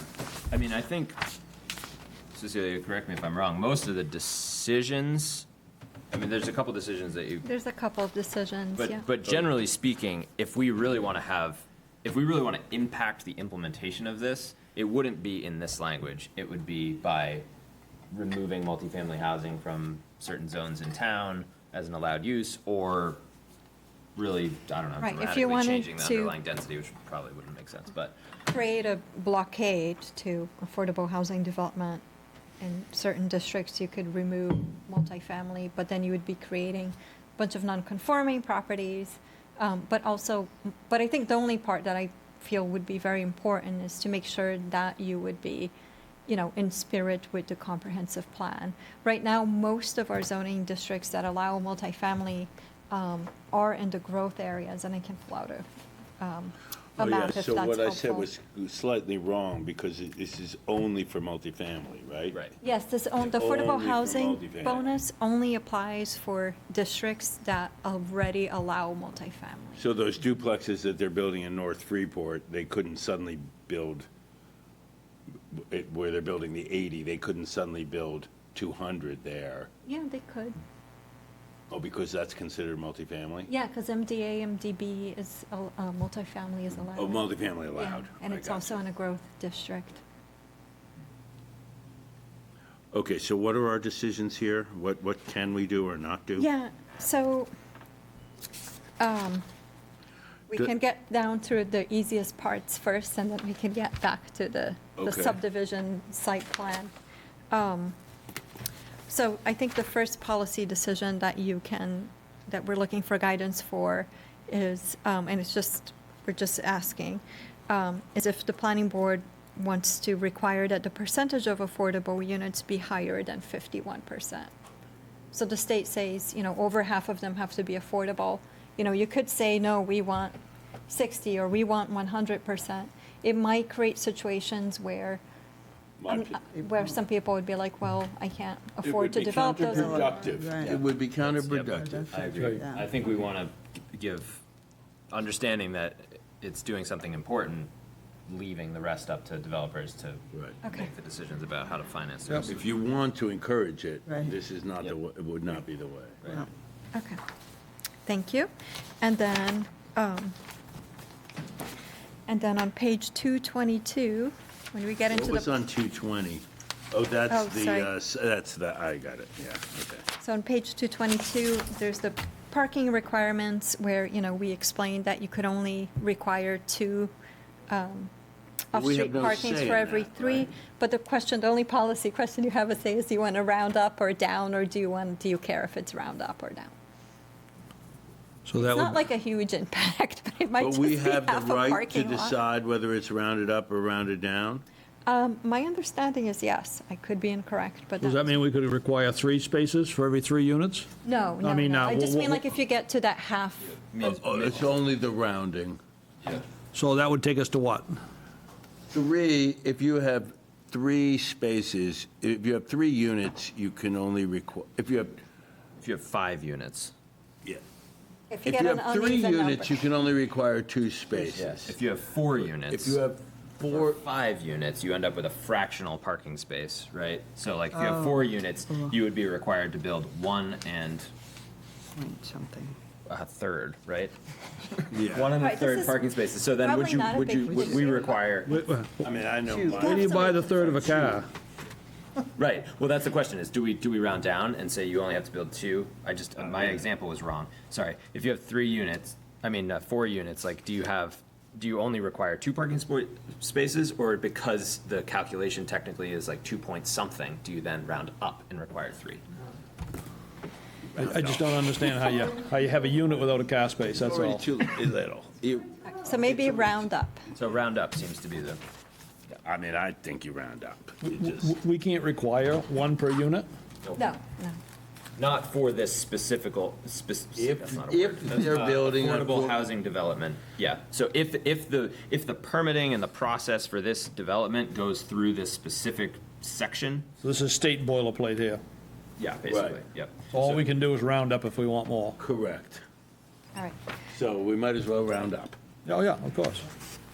All right, so I hear round up. So now getting back to the last, I think, big policy decision. That's good. It's that, Go home. whether we would want to exempt affordable housing Don't we development. have the same issue? I mean, I think we do want to eliminate the 2 hearings for a single building. But if it's multiple buildings, wouldn't they still need a subdivision? Yeah, so right now, the language as written, if it's multiple buildings. Oh, it they would do. be- So it's only if it's a single building. Yes, if the units are within a single structure, then we would exempt So it we from do subdivision. want to exempt, but I think we want to exempt all single buildings from subdivision, but we have to do that work of making sure we didn't throw something out. Yeah, I think we need to compare both before we decide to do that. Because this project that was proposed next door, there was 2 buildings, 30 units, he had to go through subdivision. Yes, Right. But it's all one owner. but it was 2 buildings. Yeah, I know, but that just doesn't make sense. I mean, The they're not site plan selling them, so should what's the cover it. subdivision? Yeah. It's a policy And decision. it was for you. rental, right? I mean, I think- think yeah, of subdivision as breaking the lot. Yeah, it was all one thing, it was gonna be rentals. It wasn't even gonna be condos. I mean, it's all Way one, to compare what is in the subdivision ordinance that is not in the site plan ordinance. Without seeing that, I don't know how to make. yeah, I think we need to look at, come sit here some night and compare both. If we threw it away, if we threw out subdivision for a single building. Or a single owner, or a single owner. Or single own, well, even the I single don't owner. think you could do that under state law, could you? I think. If it was the 2 sta- buildings all right, in so- the 22 West Street example. So the state law says, I think,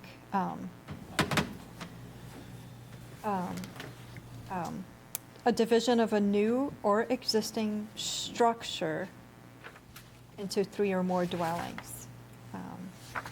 That triggers. So that's just for one structure. So if you have a proposal and there's 2 structures, then you're not exempt. That's a state law, That's the, existing town ordinance. no, that's the, that is on the state for the exemptions for subdivision. That's the language, and I can pass it around if it. Do we have to follow that or not? I would say that, yeah, if it's on the state law, I think you would, but I'm not a land use attorney, so I'm not best qualified person to answer that. Well, so let's just worry about the single. Let's resist. What? Resist. I mean, In the single building, I wonder if there's another, I just worry and maybe I shouldn't, but. So it's for new or existing structure, so it's just wondering, what do you have to go new. through in the subdivision that you won't have to go through in planning, and are Well- we missing something? I think, Well, for subdivision, for some of them, it requires open space. If it's not a large lot, I think it can get Well, tricky. that's a good It's a example. different That's a density. good example. So if It would you're be- if you only have a site plan, you might want to insert into the site plan ordinance the subdivision, the open space requirement, if it's only sitting in the subdivision ordinance. So maybe like a, We have to it'd be compare. them difficult to- because it would be yeah. like district by district, so. Very So Yeah, that's the I'm part that wondering will if get there's, a like, little if you- tricky and maybe This, so I think that, so like, it seems to me that this is a discussion for another meeting. It seems like there is a general appetite to apply the exemption, right? Make use of the exemption and allow single structures to go through site plan instead of subdivision. I guess my question is a technical one, which is, could we place additional restrictions on that and say, like, a single structure can skip subdivision as long as it's fewer, as long as it's fewer than, I don't know, 12 units or something like that, just so you don't incentivize building like one enormous building, just so you can skip subdivision. Yeah. But all of that, can we table this entire thing because we're not required to do it by January 1st? Well, we And do have, then- yeah, we do have to figure out what we're going to do with the affordable we will just have to change the language throughout here to incorporate it. But that's okay. If you want to keep, we can make those Well, alterations. I'd like to get rid of the 2 steps for a single building, if we can, and then it would apply to this when we did that. But I don't think we can do it without comparing the 2 ordinances. Yeah, I can't. So we sit down. I mean, it's dangerous. We just don't know what we're doing. So we leave it alone for now Leave it alone for now. and flag it. Okay. Let's go home. And flag it is something we want to do, that will get fixed. Yep. I'm assuming that nobody wants to address the board on non-agenda items at the end. Oh, You guys I have can look anything at else that Zoom. anybody wants to say? Oh, right, Zoom. I was just saying, thank We you have very 4 much for people your service. left. Thank you so much for your service, and obviously we're not in the running to move part of this program. Yes, that was very. That was- fortunate, yeah. All right, do I hear a motion to adjourn? Second? Nothing on Zoom? or- I move. There's nobody on, Nobody? on. Okay. Yeah, all right, I think we have it moved and seconded. All in favor? All right, thank you all very much. Thank you. Thank you for coming. Yes, you for thank you coming. very much. Thank you all. Thank you for your patience and. Okay, boys and girls. Yes.